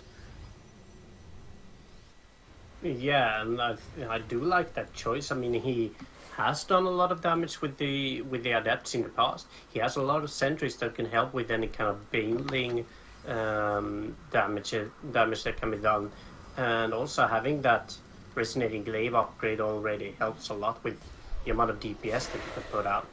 Yeah, exactly. But there are quite a lot of Ravagers here, and good Warp Prism there, force fields, but he's actually getting hit by the corrosive biles there. All the Lings are killed off right now, but there are even more Lings coming in here, and Pox really needs more reinforcements here in order to hold this. There are simply too many Lings at the moment. Yeah, but the Lings have basically all been killed, and there's still 2 Immortals with full shields in the back that can do a lot of damage, and these adepts aren't that bad against Ravagers neither. So I mean, the Ravagers are getting killed off eventually.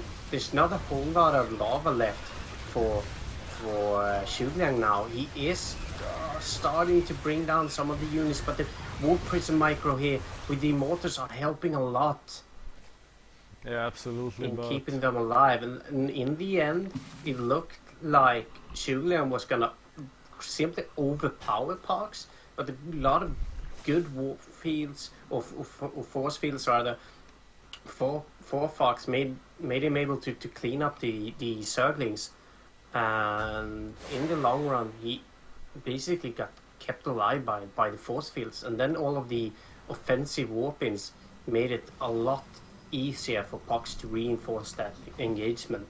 There are some huge warpings here, 3 Immortals, and so many adepts here as well, and Shuliang is really starting to feel the pressure here from this. I think that yeah, and he decides to commit to that Warp Prism, or that adept push, and I think that it was an excellent choice because he got right on top of all of those Ravagers, and it's starting to look grim for both players here now. As the adepts are being cleaned up, there's not a whole lot of Ravagers left here, and there's not that many lava left for Shuliang. This is the GG. Pox takes game number 3.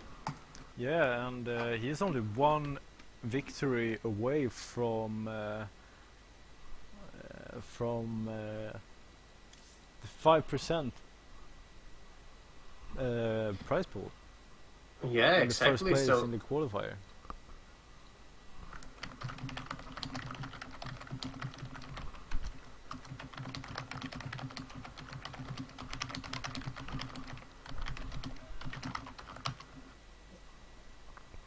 So, do you know what the next map is, or? Nope, I do not.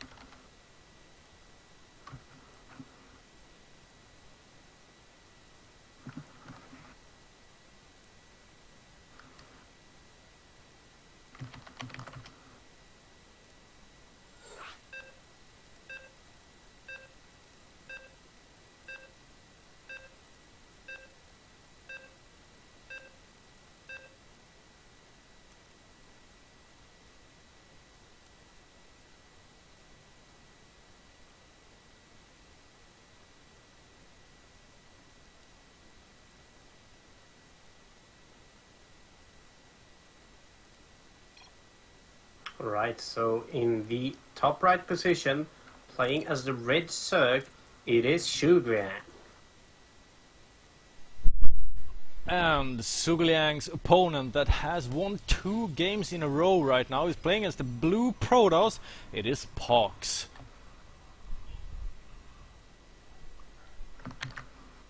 Right, so Pox kinda in a comfortable position here. 1 game away from being the first finalist,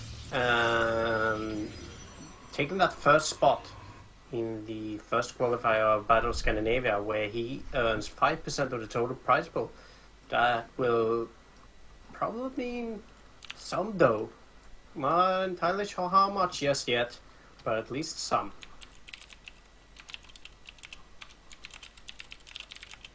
Right, so it looks like Pox is gonna scout with this probe.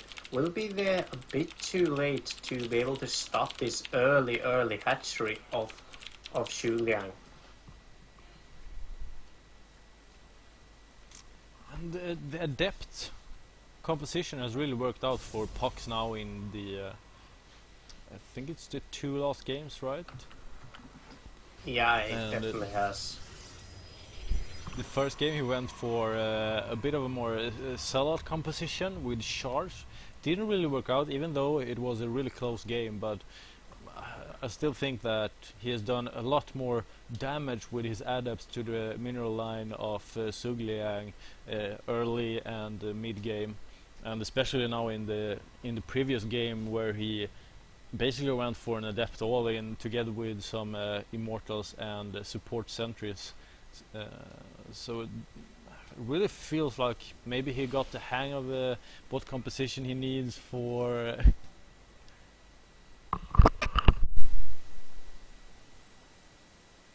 Hello? Right, so half just disappeared in the middle of sentence there. I'm not entirely sure what went down there, but yeah. So we can see in the other side of the corner, Pox's annoying probe is being chased away by a couple of Zerglings, and he knows there will be a third going up here now. Or will Shu Liang fake it? No, he actually decides to put out that third. At the same time, Pox has his scouting adept moving out across the map. Gonna be able to scout this second hatchery quite soon for Shu Liang. I see that there's a lot of drones here and a lot more on its way. So he sees that this is a Zerg that is not going for any kind of early harass or early all-ins, and that is always good to know, as he has to act accordingly. I mean, this means that if Pox wanted to, he could add a third next side quite soon if he wanted to. We do see that there's an early Twilight Council here once again for Pox, and we'll probably see the glaze going up quite soon. We do see a Dark Shrine in the back of Pox's base though, and a Dark Shrine is something that Shugliang is not ready for. The Dark Shrine being a bit of a two-edged sword right now. It's sort of a short way, or not a short way, a way into Archons, where you can get Dark Tempers in the early game to harass with, and you can also get the Archons from it later on. Yeah, hello. I don't know what happened really. I lost my microphone for a while at least, but it works now, right? Yeah. Yeah, I just heard some like that Discord sound. So I don't know really what happened. Maybe it was something with my connection or something. Right. Well, you're back at least, so yeah. I guess that is... I just kind of lost where I was, but well, Pox maybe got the hang of it and what he needs in composition way just to counter Sugliang, and Sugliang might have been a bit not really I don't know, really not really comfortable playing against that amount of adepts. We saw all his game against Terrans. He was actually doing really well, But now he's facing a Protoss and might not be as comfortable facing a Protoss. And that might be, we do see on 4 adept drop here going in towards the It's actually Dark 4 Templars. adept. I'm just so confused right now. The Dark Templars that we saw from the Dark Shrine is actually what we see here, and the DPS from these units are just ridiculous. He manages to snipe that third, even though we did see a eventual detection being added for Zhuge he still didn't mean. And that is He such still didn't get there in time to defend. that is such a big pick-off for Pox, because if he decides to go, it seems like he's going for the Blink Stalkers here though. I really would have liked him to go for, but maybe it's a bit late. However, I was thinking about going for this Adept push with the Resonating Glaives, but now he's facing eventually he will face Lurkers, but still Adept strong against Hydras. But if that push would have come right now with the Adepts, he would actually be able to do a lot of damage, and Zhuge would not have enough larva to actually reinforce his army. Just playing on 2 bases, but right now the 3rd base is almost up once again, and he's droning really heavily, Zhuge right now, so Yeah, it looks like Zhuge wants that third to get up because he has a lot of drones that are long distance mining right now. He needs that third to go up as well. I mean, he was down 1 base against the Protoss, and that is not a position you want to be in at all as a solo player. And all in all, it's looking really good here for Pox. Sniping that third was a really good move for him.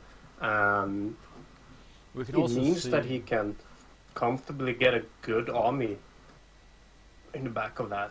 Yeah, and he's really taking up as well. He's adding another robotics. I think he might go for a Storm eventually, and the charge here as well. So he's really taking up, using the 1 base advantage.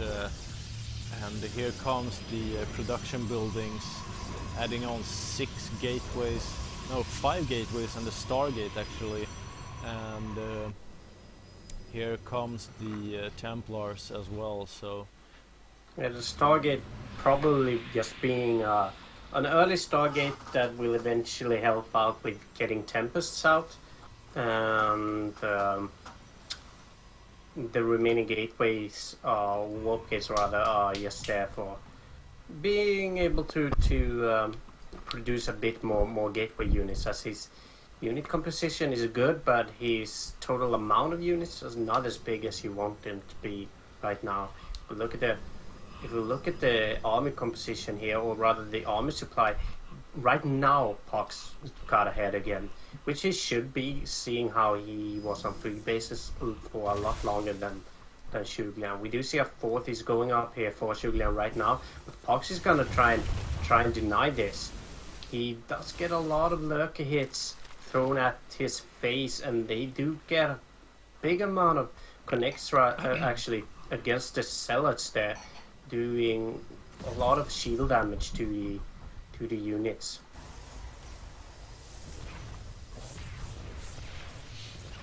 yeah, exactly. 4th is being added for Pox as well now. A lot of Archons here actually, 5 Archons, 5 Immortals. This is really a scary force, and here all the Lurkers are visible here, and we can see the Banelings tries to get through. A bunch of, at least 2 of the Archons are down, 3 of the Archons are down, but still the main force here in the backlines, the Immortals, are still alive, and all of the Lurkers will be picked off here. And Zhuge does his best to transfuse his Lurkers, but I mean, he will lose this 4th base, and he will lose, or Pox actually doesn't even care about the 4th base. He's going straight in, but he's blocking off all of his zealots that is countering the Zerglings here. But this is a scary push And I wonder if Zhugliang actually can come back from this push. He's losing so much here, and no, he actually can't. That means the Hawks takes game number 4 and manages to actually win the first quarter, or the first qualifier for the Battle Scandinavia. So congratulations to Pox, our first finalist and the first one to win the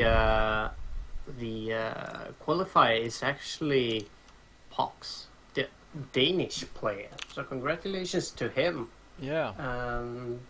What a great first tournament of the Battle of Scandinavia it was. Yeah, absolutely. And it also seems like the viewers helped us with the prize pool, reaching $200. So I guess we have to ship in another 20. Yep, that we will do. Thanks a lot for that help, by the way. We really appreciate it, and the players as well. So thanks a lot. Yeah, so thanks a lot, guys. I guess we are just gonna go for a quick shutdown of the stream now. What do you think, Hoff? Yeah, absolutely. Sounds good. Yeah, so I'm just gonna go for the last things to point out, and yeah, we'll see you guys tomorrow. So basically, guys, if you want to, you can still ship into the total prize pool of Battle of Scandinavia. The main event will be later this month in September, that is. But as of right now, the next tournament date is tomorrow, starting at 1400 CEST, that is 2 o'clock p.m. Central European Standard Time. We will continue with the second qualifier of the Battle of Scandinavia. And if you want to help out the prize pool, the link to that is in the chat. Other than that, we at Viking TV are very proud for being able to host such a wonderful event as this is. Yeah, I think the first qualifier was a big success. Some walkovers was as expected, I guess. You can't really set up a tournament with 32 players and expect everyone to show up, I guess. Not when everyone is not a pro level player. I guess there's bound to be stuff that happens in real life that comes in the way of playing. So understandable, some walkovers, but overall a great event, I think. And thanks a lot to everyone that tuned in tonight. We hope to see every one of you tomorrow for the second qualifier, where we'll see players such as Solo duke it out. A bit more Zerg favored tomorrow, a bit more Zergs.